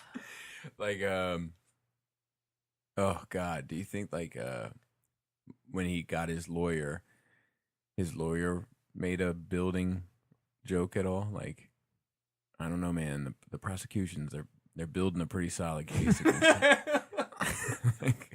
Can we hope? Can we hope at least? I don't know. If it was Robert D, it would be. Yeah, Robert D would definitely do that. Let's see I think that's it for non-big three. We have a ton of Marvel news. Marvel is taking over the show. Killing it. Yeah. I'm taking Laura hopefully this week to see. You got it. That's all I ever want to talk about now. Yeah. So should we talk about things that aren't going to happen first? I reached out to a third babysitter, Who? a friend's daughter, and got a no. Everybody's busy this weekend. What about If you're listening to this podcast and your child or you babysit, please let us know. What about the? Wanted a sitter for Pink Friday offense. night and Saturday night. Actually, I'm gonna probably call Kelly. Yeah. I just feel bad. I hate Because they have to doing go that. to. I hate doing it. Because they probably don't want. They won't say no, but you don't want to. But you feel bad, Yeah. like you're imposing.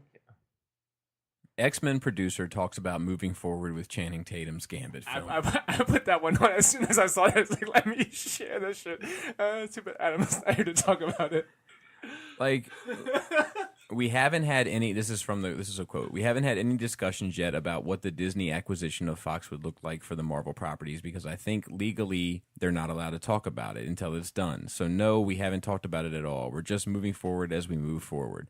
Once Drew Goddard's ready, we'll get into X-Force, and believe it or not, we're still trying to get Gambit up and running. The hope is to keep moving until we hear otherwise. To me, I have no idea what to expect, but I think it could be really exciting. Dude, that's been a running gag on the show since I started Yeah. coming. That's 2 years ago. Yeah. The Gambit movie is not going to happen. He's like, Channing Tatum's gonna be 50 by the time they film this shit. Are you what do you think about the X-Men? What do you mean? I mean, are you where would you place in your echelon of superheroes and likes and dislikes? Where would you place the X-Men?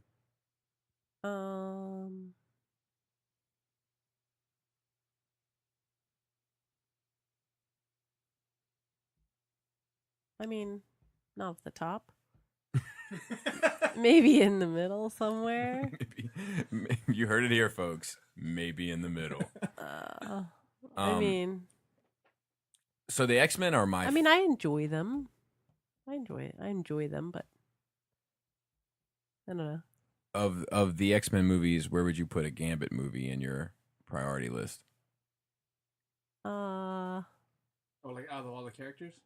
Yeah. Well, I mean, I know it's your favorite character, but probably not very high. Well, Bobby's number one. No, that is not true. Well, who would you put as number one? Individual. Oh, the X-Men? Character. Gambit. That's what I meant. Oh, I thought you said Bobby was my number one. No, like no, Bobby Drake. Like, no. I never liked Iceman, particularly. I never thought he brought a whole lot to the table. I think they've done some interesting stuff with him as of late, but I'm not a big fan of him in general. And then the other thing is more information on this Venom situation. So we've always been pretty confused as to where this Venom thing stems and where it sits in terms of the MCU. And it says the Infinity War directors Joe and Anthony Russo participated in a Q&A in Iowa City High School where they were asked about Venom in the MCU, and they said no. That's a Sony property. So that's pretty cut and dry. But it still doesn't definitively answer the question of, is Tom Holland able to fight this Venom? Right. You know, like Tom Holland owes Sony movies also, right? Right. The So Marvel and Sony get movies. is this Venom taking place independently of Tom Holland? You know, that's what I'm not clear or on. Eventually, Tom Holland will it'll be a Venom movie and then a Venom Spider-Man crossover. That's what I'm not here. That's what I don't understand. If this Venom movie is like, I don't know if that answer means you're not going to see Venom in an MCU film, or if it means that this Venom is completely independent of anything we've seen, including the Tom Holland Spider-Man. That's what I don't understand. I think they're keeping it vague on purpose. Probably. I mean, you got to leave themselves room for future if there is to, probably crossover. And if it's like a big hit, then I guess. I don't know.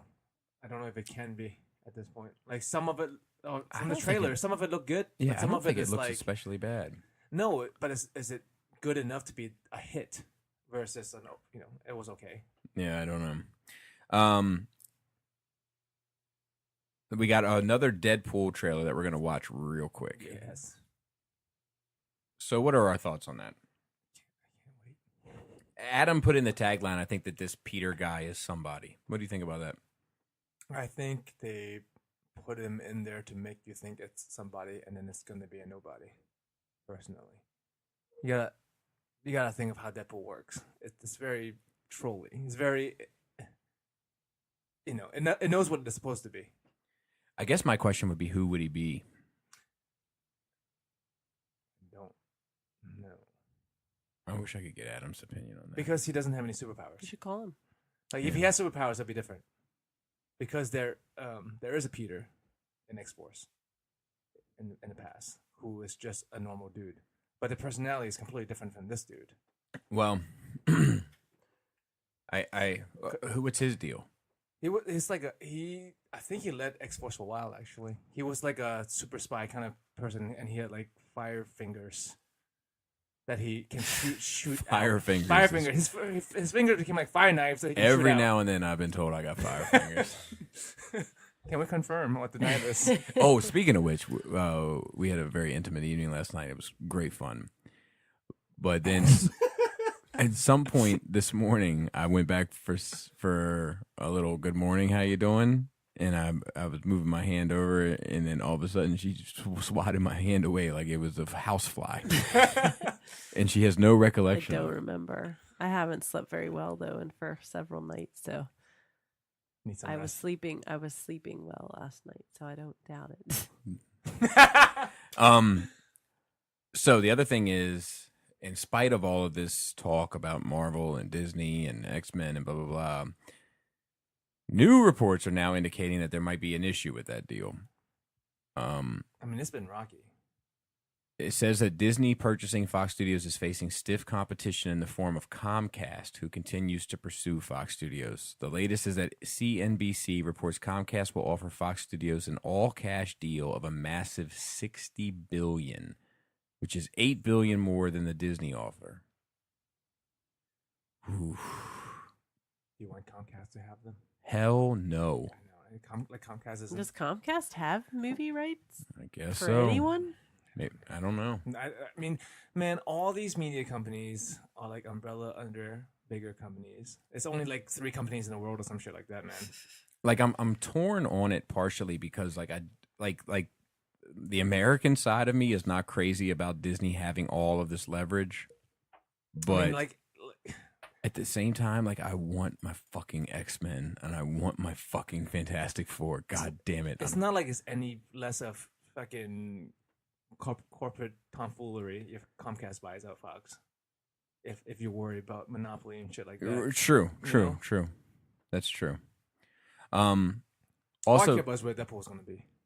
yeah. Well, see, and the cool thing about Deadpool is that he's the one that can transfer over with no problem because all he has to do is say in the next movie, "Disney bought me now, so now I have to." Not cuss. I'm not allowed to curse, and I'm not. You know what I mean? And it's cool because he is self-aware that he's a comic book character, right? But I mean, would it would go over fine fictionally, but like would it be as good? I was gonna say, I feel like its fans would be disappointed Yeah, in I would that be. censored sort of Deadpool. Other news and getting into Marvel is last week Saturday I happened to come across the title for Avengers 4, which I was told was Avengers Endgame. It would make sense if it's true. Yeah, I don't disagree. I think that's a fine name. Any? I mean, it was referenced to. Yeah, and it like, well, I can't talk too much about it because Laura hasn't seen it, but I really want. I'm sure we could get a bootleg copy, but I just feel like it's a movie you don't should do it. Just see watch it in the in the theater. movies. Yeah. And you know I wouldn't say that. Like I'm all about like let's just Oh, no, you're not. okay. It's more of an Adam thing, to just. Yeah, that's Watch it. true, but I'm also like I mean it's just difficult for us to get to the movie, so like I'm pretty like well let's see if we can get a bootleg or whatever, and so they might be interested in calling it Endgame, but the Russos are not interested in the DCEU. I'm trying to find the quote, but they were asked I think in that same Q&A. They recently attended an event in Washington, D.C., where they were asked about the possibility of tackling any of the D.C. properties. And while the pair might seem like a good fit, they don't have any interest in the DCEU. They revealed that they have always been bigger fans of Marvel over DC and that they still have their old Marvel comics when they were kids. Feels the DC characters are unrelatable and the characters are too powerful compared to the Marvel characters, et cetera, et cetera. So no hope of that. Squinting. I have a better time reading at a distance with one eye. Ooh.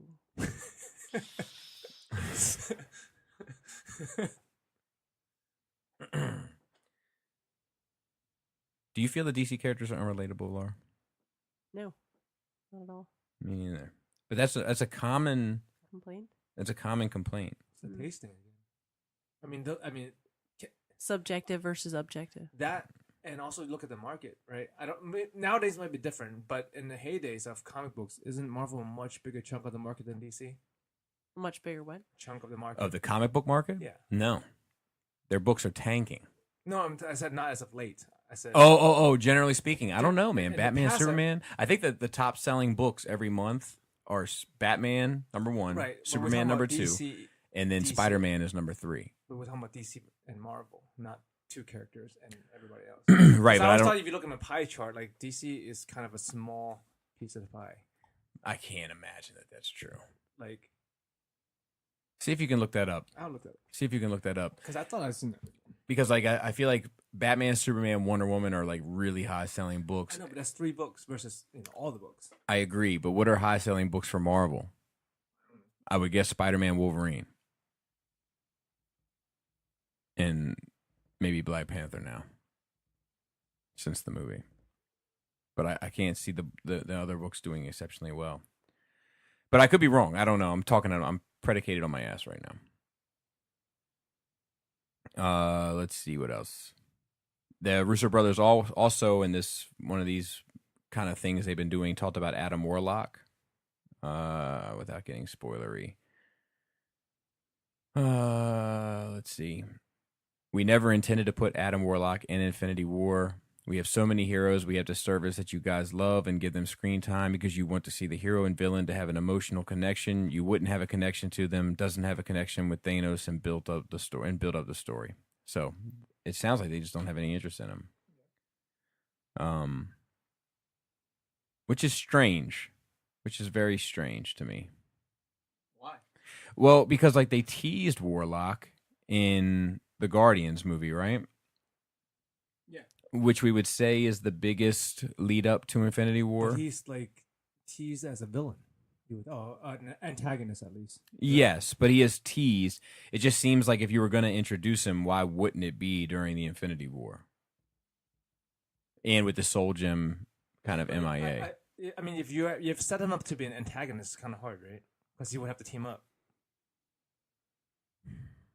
Like if he's being built to fight the Guardians, wouldn't that be a little rough to get him into Infinity Wars without an explanation, like a whole backstory? Well, I would think that his explanation would be connected to the Soul Gem. Do you know what I mean? Like. Soul Gem because they had was one of my favorite parts of the movie. I agree, but they had to explain the Soul Gem, and I would have thought that would have been the kind of shoe in.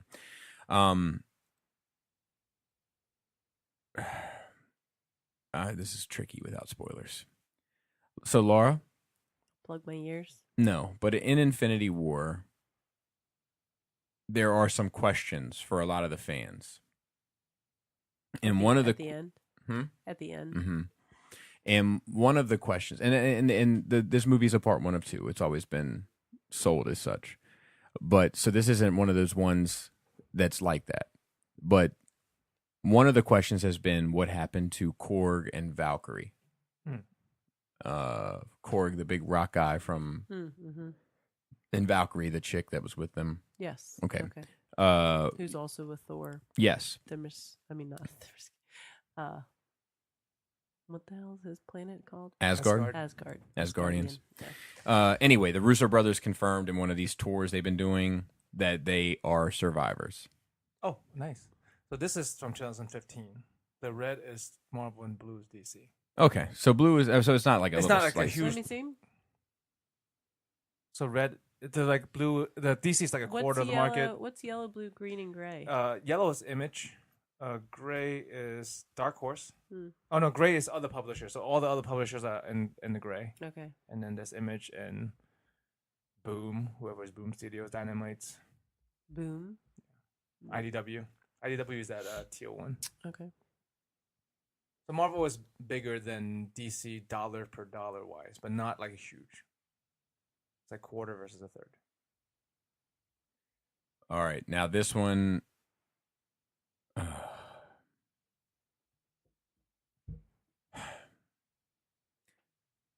There is a moment. This is fucking okay. So there's a moment in Infinity War where, Groot always says what? I'm Groot. Correct, and he says this to Rocket at the end, at part of the end of the movie. Okay. And people are like, well, because you never know what he means when he says it. Right. And the Russo brothers said in this one, in that particular instance, he's calling Rocket Dad. Yeah, I saw that. And they're also saying that this Groot is not the same Groot. No, it's like an It's offspring. a literal offspring. Yeah. I thought it was kind of almost like a reincarnation. I always viewed it as kind of like almost like a reincarnation, but this is like it's not a clone. It's a child. Yeah. It's like a sapling. you might say. Okay. And I think that does it. So I guess they actually write out every line. I wonder if they write out every line in the movies. Like every time he talks, it actually airs dialogue there. Yes, I've thought about that too. They've done that other times. They did it with Chewbacca. So there's so times translation too. Yeah, there's times when they've done it with Chewbacca, but I don't think they've always done it with Chewbacca. So I don't have the DVDs. Does it have? Are they on the Guardians of the Galaxy DVDs like subtitles for what he's saying? No, They should. I don't. I would be interested for them to do it. But Yeah, me the too. mystery is kind of fun too. yeah. So there's rumors about. All right, so let me say this: Jim Lee was asked if Zack Snyder was fired. So that's pretty interesting. And he says, let's see, we may never know, but a fan went and asked Jim Lee. A Redditor attended the Calgary Comic and Entertainment Expo and overheard Calgary. Calgary. Calgary. Calgary. Also known as Calgary. Calgary is in Asgard. Jim Lee admitted his favorite Batman movie is Christopher Nolan's The Dark Knight, but that he loves every interpretation of the character. Jim Lee said that he thought Zack Snyder did a good job in reinterpreting Superman, and then he felt some of the audience might not like how Batman and Superman were portrayed in Batman vs. Superman, and that it would be divisive despite how it fit the story. Jim Lee felt half the audience would absolutely love it, and the other half would not care for it very much. Wait, every interpretation, including Batman and Robin? I guess so. But it doesn't seem like he ever answered that question. Regarding Zack Snyder allegedly being fired from Jim Lee, Jim Lee responded that Zack Snyder was not fired at all and that he stepped down from the production due to a family matter. So, I don't know. I mean, I think that that's probably true. I mean, does it matter? No, not Are you a BVS fan? Neither's Laura. Neither were you. Until the uncut. I like the uncut. I don't like the original. Yeah, I just thought it was. I didn't really watch any of these movies. I just thought it was a mess. You don't like any of the DC movies? I didn't watch. I can't say I didn't like them. I feel like I've watched BVS because I heard Bobby and Adam talk about it for 10 plus hours. Oh, you've still never seen it? No, I feel like I've seen it. You should watch it. It's worth a watch. It's like what, 3 hours? Dude, I mean, how much anime do you watch? A lot, and they're Come good. on. And they're good. They're They're entertaining. not good. How much anime have you watched? Enough to know it's not very good. So there is also this Rocksteady doing a Superman game. Have you heard about this? It's like the people that did Arkham. It's gonna be an open world type deal. The only problem with open world with Superman versus Batman is Batman, like, you can give him a whole city. Superman, you have to give him like a whole world. What man? What? Superman? Oh, I said Superman. Because he can fly, so like Batman can't fly, so he's kind of stuck. Yeah, it does. It does pose a different challenge. You need the game to be bigger. I feel like in order to make him get it around be a challenge. Yes. Yeah, I agree. But they showed the suit. I didn't hate the suit, but I didn't like his head. Really? So to Let me speak. see. Let me see. Okay, it's the underwear. It's like he's wearing a thong. Let me see. It's a belt, bro. I don't think it goes all the way down his crotch, does it? Oh, I'm Let pretty me sure it does. See. I thought it was a belt, maybe that's why, because it's in the shadow. The crotch is in the shadow, so I was more okay with it. But if that goes all the way down, then I'm gonna have to recant. It's definitely a banana hammock. It is a little But look at it. high-waisted for Superman. But What is he doing? Come on. do they have the back picture? No. Well, I mean, that would Oh determine. yeah, that's definitely. Let me see. It was funny. We were sitting here at Skullfest. Odd. We were sitting here at Skullfest morning, and Jisk was like, "If you saw Superman fly across the sky, like, what would be the first thing that popped to your mind?" Because we're talking about when the guy in the Superman movie, the Donner one, was like, "Whoa, Jack, that's a bad outfit." Whoa. So what would be your first thing he would say? No, I don't think I would be commenting on his outfit. But just imagine you see Superman for the first time. Flying through the air. And you see him flying through the air, but it's like he's flying into the air to catch a damsel in distress that's 50 feet from your eyes. I mean, if he's wearing his underwear inside out, I'll be like, shit, that is underwear inside out. Okay. I hate the underwear outside look. That's a 90s thing. That's like a 30s thing. I mean, it led up into the 90s with X-Men and stuff. Yeah. Everyone yeah. wore the underwear outside. What about you, Laura? I would tell him to get rid of that little curl in front of his hair. Just said, I wonder what that guy's dick is like. We had a whole conversation. Is that what that conversation? Oh, no. Part of the Patreon the extra episode, we had a conversation about this. Oh, really? You were in it. You were in. I was in also here. drinking. You were also drinking. We talked about this. The hammer. Will you be disappointed? Oh yeah, I do vaguely remember. Disappointed that. in Superman's. Yeah, if you were like, Superman, you found out he wasn't that impressive. Would you be disappointed? Yeah, for certain. He should be super everywhere, right? Yeah. We get a look at the Gotham Joker. I don't care about Gotham. Yeah, it's trash. Oh, really? Yeah. Let me see that. Is Adam a fan of Gotham? Oh, I don't know. No. Oh, Okay, I thought he watched. We tried to watch it for a little bit. Yeah, it's not very good. It's not very good at all. So, And then we had this also this Krypton. So I'm going to pause this. This is worth watching. I think that shit looks good. The bold red text overlay makes It's it look like Yeah, that's trash. So That's trashy. trash. it looks like a fan So trailer. bad. They're trying to get It's people to gonna be watch. Smallville Brainiac. all over again. And No, Doomsday. It's not. It's already out, and it's And getting so much more. it's being very well That received. scarred me for life. I don't know if I can ever do that again. But I think that I think that Brainiac looks amazing. I really think that that's the biggest problem with the DCEU is that the Codex should have been Brainiac. Brainiac should have been the first villain they fought as a Justice League. Like, Unfortunately, these characters were made a long time ago, so which is understandable. But some of these names are trash. Brainiac is a fucking trash name. yes, agreed. But Like, it's hard to take it seriously. You know, like Marvel. There hasn't in the Marvel movies they kind of get away with this by like joking about the name instead of actually call it like Luke Cage, Power Man. They kind of like allude to it, but without saying it. I feel like they've done that a few times with whack. yeah, but names. his name had also been changed. Like he had become Luke Cage in the books. right. Right. But it doesn't mean like you. But you can't. I mean, like, I don't know.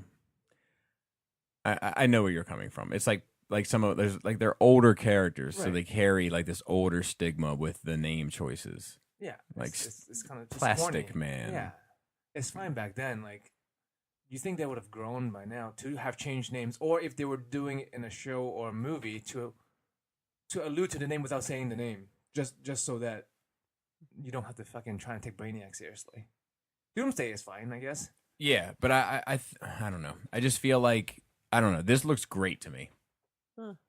I Not to think lie. you're also a bigger fan of Maybe, this stuff. maybe. But I mean, even Matt It doesn't look bad to me. Matt hates DC, Oh, I don't hate and it. he's been watching it and Okay. loves it. Like it's being well received. We did get What a is that on? The WB? sci-fi, which is better than WB. which is better than Yeah. WB. I was being funny. No, I know you were. So there's a Watchmen show coming to HBO. Really? Mhm. To HBO? Done by the same people who did fucking Leftovers, which is the same. Which we haven't watched. What's Right, Leftovers? but now didn't they do something else? Fuck, they did something else that's like people dying. Oh. Well, didn't they do this, the news show that we were trying to watch? I think so. I can't stand it. But the overall synopsis of Watchmen is as follows. In alternate 1985 America, costume superheroes are part of everyday life when one of his former comrades is murdered. Mass vigilante Rorschach uncovers a plot to kill and discredit all past and present superheroes. As he reconnects with his retired associates, only one of which has true powers, Rorschach glimpses a far-reaching conspiracy involving their shared past and catastrophic consequences for the world future. Which to me just sounds like the fucking Watchmen book. Right. So I don't hate it. I don't hate it either, but like I have a good Watchmen story. For a lot of people, I guess they didn't like it. Yeah, I mean, but why? Really? Yeah. It wasn't received well. That movie. Subjective stuff, bro. Like I liked it, but like it wasn't received that well. No, I didn't know. Well, it's a mix. I think it's a mixed bag. It's not like it wasn't universally received well, right? What's the? It wasn't, but like it's not Rotten Tomatoes. Yeah, what's like, the Rotten Tomatoes? People don't generally. You don't hear it mentioned much, in the veins of that was great. Is it because people forget about it though? I wonder. If it's good, they wouldn't have. It was that good. So you didn't think it was No, I liked it. No, like I said, I liked it, but I just know, like, in the collective consciousness of the culture, I don't think it's that relevant. Love it. So on Rotten Tomatoes, the audience score is a 71%. Okay, so that's high. Yeah, and I just so like I know that like one of the big issues with the Watchmen is that you're kind of in on the idea that Ozymandias is a bad guy. Where it's a little bit more interesting if you don't until the very, very, very last second. And I think good guy and bad guys it's fucking questionable. Yeah, to me. Yeah, I mean, and Ozymandias, he's definitely he's definitely fighting for the greater good in a major way. Same with other people. Correct, agreed. But so I don't. When you're fighting for the greater good, I don't know if you can really be called villain. If you end up. The end justifies me. Well, I mean, Hitler thought he was fighting for the greater good. True. Well, what if the end justified me? What if he wiped out everybody and then the world was? We'll never know, right? If let's say we live in a world, I wouldn't be living in this world. Right. Let's say you guys live in a world where he won and everything was great. You guys would look at it differently. Yes, right? Yes, that's right? All right. That's that's relative morality, right? Right. But can you detach yourself from that and say that this, you know what I mean? Like, is there a way to detach yourself from that and say, but it's still not right? I think it is also not. It's almost apples to oranges when you talk about genocide, specifically, like race superiority versus like the greater good of people. But I mean, that's what he thought. I mean, he thought that there was people that were a burden. I know, and that's what I'm saying. Like, so, like, it's easier to see that he's a villain because it's so extreme, right? Versus if someone's fighting for greater good of, like, say, all of humanity, the ends might, you know what I mean? Yeah, no, I get what you're saying, but I mean, he put what you're saying. So what you're saying is when you're saying that we're gonna wipe out a specific group of people due to their genetics and DNA, it's easy to take a step back from that and say, well, that's wrong. Yeah. But if you're saying, look, we're going to kill a pocket of people indiscriminately so that everybody else can live, then it's easier to say that there's merit to it. Because it's unbiased. Right. Exactly. Yeah. But I think, it's the same old question, right? Like, do you kill one? Like, we talked about it on Nerve Rage last week. I don't know if you listened, but I was saying how it's, talking to Adam, and I was like, it's a question of, do you kill one to save 1,000? And you were right when what you said about me. I said Joe will kill one to save 2. Right. So, like, you know me. So that's how I am. Yeah. But do you really feel that way? Yeah.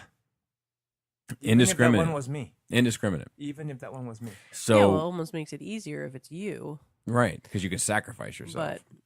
But should baby? I'm not sure I could kill one of my children to save the other 2. I think would you let all 3 of them die? I think we'd all just die. Should baby Leia die so that you and Krista can live? I guess it depends on the choice. Really, it depends on the situation, doesn't it? How? For me, it does.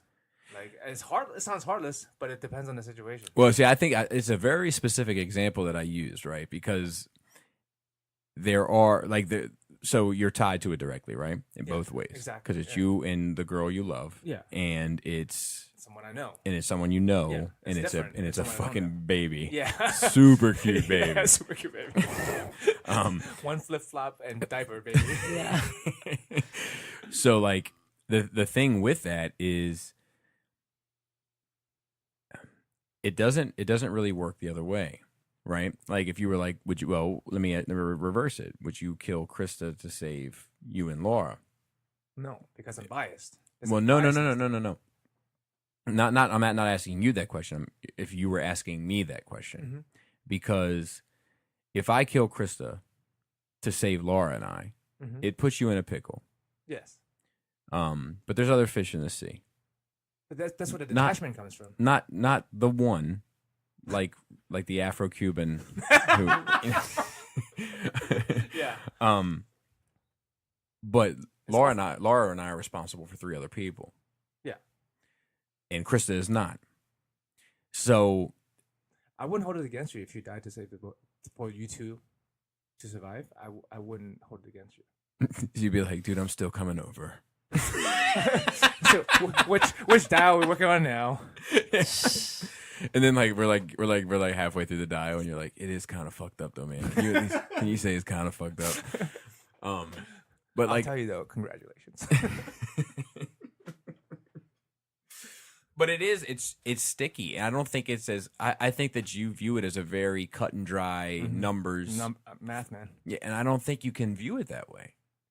I think it's a lot stickier than I think in a general sense, like if you're looking at like the plague, like you would kill the one person with the plague to save 2 people that didn't have the plague yet, right? Yes. Regardless of who had what, because that person is no good anymore, right? And these 2 people could still survive in theory.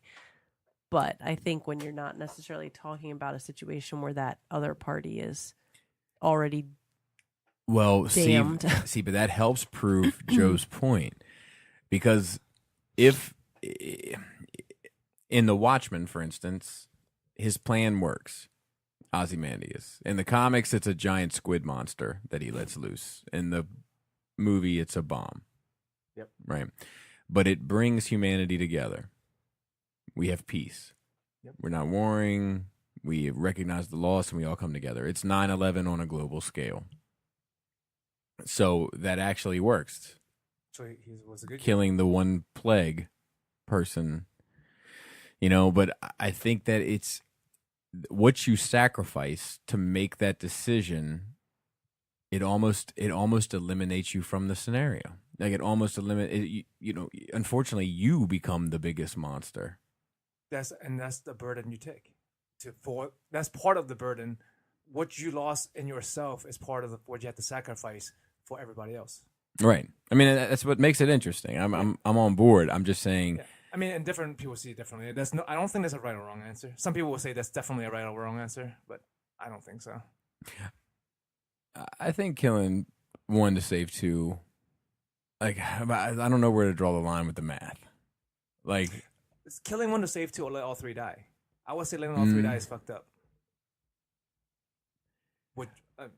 Well, but see, that's super hypothetical. Like you said, you would just all die. You couldn't save one. I don't think I could.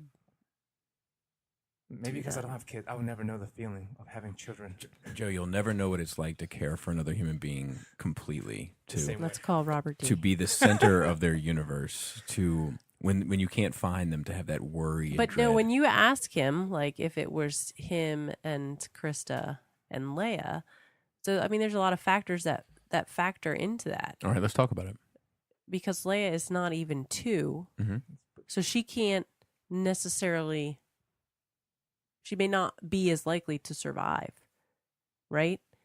So, whereas there's probably a very good chance that they could survive, But you're talking about a post-apocalyptic. I don't really. I mean, do we have a specific scenario? That's why I said scenario matters. And also, like, if me and Chris were like 60s, no, like Leia's gonna live. Like, so what's like she has potential for the future. We're gonna die soon anyway. But I mean, you're damn near 40. Yeah. Where's the cutoff? I'm Asian though. I'm a white 20. That's true. But one day you'll wake up and you'll look 2,000. I don't think. You're gonna look like the dude in Big Trouble in Little China. Oh, yeah. Old man Chopin. Without the special powers. Or Lopan. Old man Lopan. Yeah. Like, and also like when you're attached to the situation, like when you have a stake. When you have a stake in it, it's different than strangers. Sure. So, but even if I were to take the stake out, let's say I was dealing with all strangers, I'm not sure. Easier for me. I'll kill people. Yeah, but I don't think I could. I don't think I could take one person and eliminate them to save 2 other people. And in the scenario, for the 3 to die. I mean, it's a that's personal not choice. so. With the Watchmen, that's not the scenario. It's the concern that the 3 will die. It's not knowing that the 3 will die. It's concern. The doomsday clock was right at 12 o'clock. So theoretically, it was coming, but you don't know. So you're gonna gamble on it. You gamble. So you're an optimist. I'm a pessimist. It makes sense. Like literally, you are an optimist, and he's not an optimist. He see the good in people, unlike me. I do see the good in people. He thinks like that. Do you think people are inherently good or bad, or neither? I think that In people general. are inherently good. See, that's the difference. Like that's one question I've been asking people, and it really shows at the core like what kind of people they are. Like some people like me think people are inherently bad, and that's something about us that sees it that way. See, you and I, we reach this brick wall fairly often because you say things like that, but I don't see you maneuver in the world like that. How so? I don't see you maneuvering like I everybody just is saw him, inherently like, walking bad. sideways through shelves. I don't see you moving through the world and through interpersonal relationships as if people are inherently bad. But I do though. Where are my friends at? Where aren't they? They're here. Yeah, and they were here Saturday. I mean, Not obviously, to be rude. No, but there's a difference obviously, between friends and acquaintances. no, people for that sure, I like. for sure. But Yeah. but there were, you had other friends here Saturday. Would you agree? Yeah, definitely. Okay, so like, there's nobody that you. And I don't think I didn't watch you maneuver through those rooms like everybody in there was out to hurt you. Like they because were it's inherently casual. bad people. Like if this was a post-apocalyptic situation, I wouldn't be in that room. Yeah, that's a different thing though, because you're talking about when the chips are down. When the chips are down, everything does change. That's what I mean inherently. Yeah, but I don't Inherently think that is like inherently. Superman I think is inherently good because Yeah. when the chips are down, he's still good. yes, but he also has the privilege, the white privilege, Joe. No, but he has the privilege to be good because he has the privilege to make change. Yeah. Right. But Like if I was Dust, that would be my first guess too. I might have thought about it and then come up with a different answer. But my initial reaction was someone took my shit because that's how people are. That's my thinking. maybe, and I think that also when you have what do they call it, skin in the game, right? That you prepare yourself for the worst, right? So I think that is a bit different. But I also think that if I forgot the fucking point I was trying to get to, but I don't think that the chips are down. So if I don't think that who people can become under extreme conditions are necessarily inherently who they are. It's just almost adaptation. It's a survival technique, and they've had to kind of change who they are in order to maintain. I don't think that's at their core who they are. I think that people will do extreme things in extreme scenarios, but I don't think that's necessarily who they are because they will do extreme generous things in different scenarios, and that may not be who they are either. It's just them adapting. I think there was a certain point in my life where I felt like people were inherently bad. You know, I think that that part of me has evolved, for lack of a better term, and now I tend to see the good in people and focus on that a little bit more. Maybe it's also what we focus on. Like you see good things and bad things, and you focus on, oh, look at all the good things, and me, I'm like, look at all the bad things. Yeah. I think that's a huge part of it. I think you're, and not speaking to you, but I think, you know, where you are personally has a lot to do with how you see others.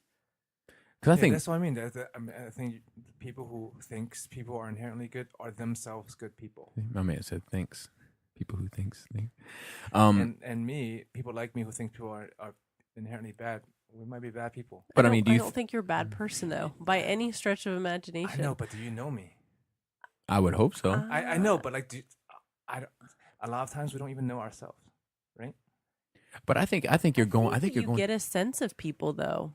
Yeah, You know, there's definitely people that I'm around sometimes. I'm like, yeah, I'm probably not a good person. I pick up on vibes. Like right. aura, whatever you want to call it. Like I don't see Energy. I don't see. Well, except Asian people, I see their glow. Asian people and also black people that practice martial arts. That's who I can see their glow. Oh yeah. Because when you got that glow, your powers grow. But I feel like I don't see it like a color coming off, but I can pick up on a vibe. Like if somebody comes into the room and has got some intentions, like I feel like I can pick up on that quick, you know? And that doesn't mean that I keep all those people away from me. You know, because sometimes I'm like, I can keep a better eye on you. Yeah. If you're close to me. But I feel like I don't think that people get up in the morning and get out of bed thinking I'm going to hurt people today. Generally speaking. I think people get up in the morning and they think, I don't care if I hurt somebody today. That's the difference. I don't know if that's true. Yeah, I mean, not literally like think, oh, I don't care if I hurt it, but when situations come up, I feel like people don't care that much. If people did care that much, we wouldn't have as much hurt in the world. There's a lot of hurt in the world. Yeah. If people really care to make sure people aren't hurt, less people would be hurt. If people don't care. I'm not saying it's a bad thing. We can only care about so much. Listen, Like take it easy, Sinead O'Connor. All right. I can only care about you guys and my family. You think I'm good because I'm with my friends. But if I'm with a group of strangers, do I really give a fuck about them? If something bad happens? Well, I mean, like, first of all, I mean, you can't treat everybody the same. I don't treat you the same as I treat some stray dog off the street. Right, that's what I'm saying. People don't care. But it's not about caring. It's just that people earn their love. It doesn't mean that I love everybody, you know, but it doesn't mean that I don't care in some regard. Like if I were walking down the street and I saw somebody getting his ass kicked, I'm going to try to stop that. A lot of people won't. A lot of people walk by. I mean, you see course. videos. Yeah, but I don't think that's because they're afraid. Yeah, that's because they're afraid. I don't. So think wouldn't a good person throw themselves in there regardless? I don't know. Maybe we your just have varying risks- definition of what's good. Maybe that's what it is. Yeah, but I think that like for instance, let's take. Because we all know Superman's good because he'll throw himself out there regardless of what happens. Look, that's what makes him so good. Right? Let's take Gort, right? And Gort is good dude, but he weighs. And this is not knocking Gort. I think highly of Gort. Had plenty of conversations with him. Funny guy, et cetera, et cetera. But he weighs like 80 pounds. Right after dinner. Like after dinner and dessert, he weighs 80 pounds. So if I'm getting my ass kicked by 3 guys, I don't want Gort to get involved. Call somebody, Gort. Call the police. I need help. You know, because what's going to happen instead is now we've gone to a situation where me and you are getting our ass kicked when it could have been just me. You know, because you're not adding anything to that situation. I am stepping in because I feel like I got a chance. Like, you know, like I'll throw my hat in. It may not end the way I want it to, but I'll give it a go. Because and let me be clear. I'm talking about a brutal ass kicking. Like if I see somebody getting fucked up, like just a fight and somebody's losing, in my head I'm like, he might have earned that L. He might need to hold that. But I'm talking if you see like 3 guys, you know, fucking stomping on a guy, it's like nobody really deserves that. Maybe. It's maybe like if it was Hitler, you know. Of course. But you know, when you say shit like that, you know, there's so much, you know, hurt in the world and nobody's doing anything and nobody cares. Well, I mean, I'm just like I love this song. Talk to him, Prince. I mean,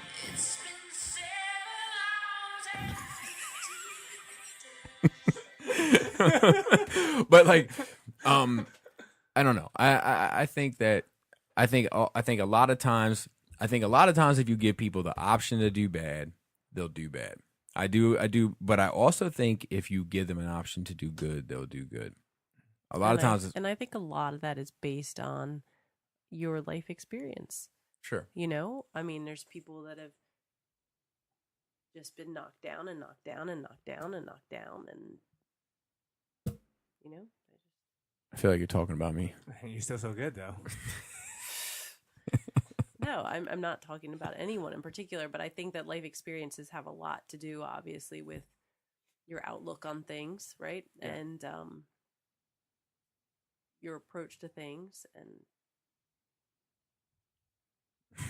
like if you actually listen to the show, you would have the approach to be closer to the mic. Approach the mic a little bit. But I feel like if you really take time to talk to people, and I spend a lot of time talking to people, that even people that are just really miserable people, like if you can connect with them on some elements, like they're not really that terrible of a person. They just maybe have like a really big guard up. Yeah. I want to give a shout out to Mike P, Patreon supporter. He just upped his pledge, honestly. And Thank you. yeah, it like just happened just now in real time. Is he secretly listening? He will be. He can't at the moment. Are you sure? No, I'm not Not sure. sure. Because I don't really understand how computers work. It might be in the cloud, which is some whole other shit that I don't quite get. What is the cloud? But yeah, you know what? I don't think we have any questions this week. Wow. Everyone was too busy coming here to ask questions. Well, they knew we were going to Oh. be having this major philosophical discussion, so It happens once in a while. about Yeah, that was good. life and That was good. good. I feel like I and got some bad therapy. and- Oh wait, here we go. I've landed on being called Oregon Jason, since I am confident Bobby will be able to remember it and pronounce it. Except, is it Oregon or Oregon? Don't put any faith in me. Is the Oregon. fucking Oregon. I say Oregon because it sounds like a used Of to course too. you do, because, Aragon. because it sounds like a mystical place. Son of Arathon. In my head, you know what happens in Oregon? Just trees are cut down, and I'll tell you why. I had a puzzle as a child. It was a 50-state puzzle. My dad had it. It's like little cardboard pieces. The country You was mean cut. like a puzzle? You see it, right? Oh, man, it's like I don't Inherently think good. they asked for any advice. Inherently good at heart. Laugh while you can. I'll get back to beating your ass when we get off this one. But I had this. No, when I say that, I mean like the board came and it was cut out of the board, and you had to put it inside the board. Like it wasn't just like separate cardboard pieces you put together. And every state had like a little drawing on it of shit that people were known to do in the state. So like there was like a slice of cheese in Wisconsin, and yeah. Crab at Maryland. Yeah, I can't remember what was in Maryland for the life of me. It was a yellow Black-eyed guns. Susan. Black-eyed Susan, but a big Bullets. couple birds. Yeah, bullets and heroin needles. Anyway, in Oregon, there was a lumberjack and like a whole bunch of like cut wood. So in my mind, all they do out there is cut wood down. But he says, anyways, greetings, gentlemen. Love the bonus episode and the Jedi Council vids from this last week. My question is this: what were each of your feelings on the turn into a? Oh, we can't talk about that. Infinity War. Next we can't week. talk about that. Next week on Nerd Rage. We can't talk about No, that. I think policy questions this week. no. Well, you know he's been busy with his baby. Busy with the baby, She so he says. super cute baby. Yeah, Can't hold one baby and type in the other. yeah. Really, come on, man. Was it your first kid or something? Get the fuck over it. Paul C missed you and those fucking Donut socks. donut socks. Hopefully we'll see you next year. Maybe bring the baby. There's still one. It's 1-year-olds are a fucking handful, dude. Just don't come for a few years. Like, Oh, it's yeah. awful. You're welcome to come, Paul. I understand if you don't. That's what I'm trying to get to. So we do have a little bit of Star Wars stuff to get to, and then we can kind of Solo's coming out. very soon. I cannot wait. I everybody's hating on shit. It's like vogue to hate Star Wars now, which like makes me love it even more. Going against the grain. It's woke to just hate on things. I did think it was interesting that they did like a promo where it's like you can move around. Like you start off in the theater, and you can like maneuver. It's on YouTube. And you can like swipe left or right, and you can like look around in the theater, up and down, Yeah. and then like the trailer actually starts, and like you get in the Falcon, and off you go. Just some special technology, Joe, that I'm just beside myself about. Yeah. And then I'm trying to think if there's anything else that we can really talk about, because a lot of this shit I haven't watched yet. Like there's an interview with Ron Howard. I mean, you're gonna talk good stuff, promote a movie. Yeah, any actual meat into these things, and also the movies come out soon, so it's not like you really need like well, I guess you always need spoilers. Yeah. So John Boyega talked a little bit about episode 9. Let me ask you guys this first. When do you think episode 9 is going to take place? In universe or in real life? In universe. You don't think it's going to pick up soon after? Actually, I guess they can't, right? I don't know. They can, but okay, the thing is, what I wondered from last movie after episode 8 is a trilogy. They have to wrap up a lot of shit in this next movie. Like if they had a few movies to work with, it's a different story. But since they only have one movie to work with, I can see a time skip. I hope it's not a time skip. Hope it's not a time skip. So I've always been pretty sure it was going to be a significant time, Joe. Because they have to like get the rebels back together. I think it's to work out Leia. I am that too. And John Boyega just recently said in an interview, I can't wait to start shooting the next and final leg of the Star Wars franchise. The first step is growing out my hair. Yeah, so time skip. You can wait for the first trailer to see why. So yeah, I'm guessing that's what that means. Yeah. Growing out your hair means at least like months to years. Yeah. Yeah, because I think it's to work out Leia. You know? She's gone. I wouldn't even be mad if they opened up with Leia's funeral. Yeah, actually that's a good way to do it. Yeah, died of old age or whatever it was. Like hopefully you're not gonna CG her. You have to explain her not being there, and she can't be like a remote character. Like, oh, she's off doing this. Right. It's opening with a funeral. I agree. And you don't have to see her how she died. And that's it. She was flying through the air like this. Hit an asteroid. Oh, God. Let me give a shout out to the Cool Table folks. We have Shadowcast Uncut, End of the Realm, Beer and Boulders 40K, Plastic Fanatics, Stasis Lock, Toy Detox. Maybe I'll do 8 weeks with In Text. And you've been saying that for Part 2. 8 weeks. The next season of 8 weeks will come out alongside the Gambit movie. Yeah. Building up to it, Fresh Communications and Breaking the Mold. Breaking the Mold. You guys went too far. I'm not gonna put any of your business out there. You don't want me putting out there, but it was too much. Too much. It made me feel weird, like I owed you something. Like before you left, we had to settle up, in a very ungentlemanly way. And then also I want to give a shout out to the rest of the Nerd Rage team. Adam, of course, who couldn't be here tonight. Raul, you're probably at 280,000 followers by now. It was good seeing you. Dante, I'm glad you made it home safe. You never texted me to let me know you made it home safe, but I'm assuming you did. I talked to him in the morning. He was fine. Okay, good. And Black Phillip, who's been on the game recently. Got to give him credit. I don't know. I think he might be the type of person that you just need to give him specific instruction. You just need to say, Black Phillip, you will pick this up. You will take it over there. You will bend both knees and keep your back straight while you put it down. And then he's fine. Shout out to Manny, who was a pleasure seeing him and his lady. We missed you at breakfast, Manny. We did. Sorry you couldn't make it. We did. I wish those guys would move closer. And want to welcome Marilyn Phil to the Nerd Rage team. If you guys have been following us on Twitter, then you'll notice that our Twitter's been picking up a bit recently. He's been getting more involved, tweeting at people, he's been doing a damn thing. 2 Phils. Yeah, 2 Phils. Too many Phils. Too many fill-ins, you know what I mean? But he's a great dude and very knowledgeable. We'd like to get him on the show more.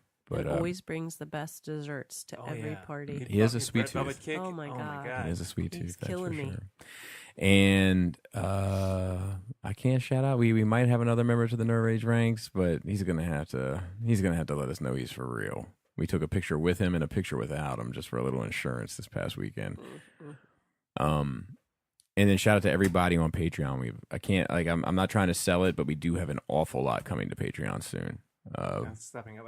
It's gonna be more regular too. Yeah.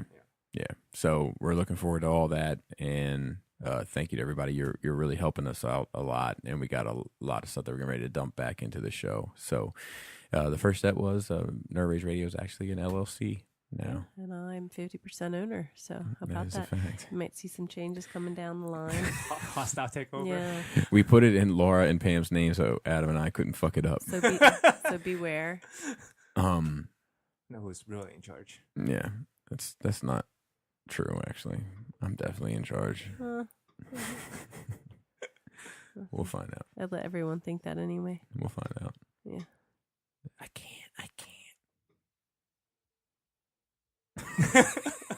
Fuck off. Yeah, I have to go last. This is a strange predicament that I find myself in. Yeah. Do you remember yours? I do. Okay, good. I'm not saying it though. You have to say it. I don't. You have to. What with that? Flappy labias? Shaved pussy. Tight dick player.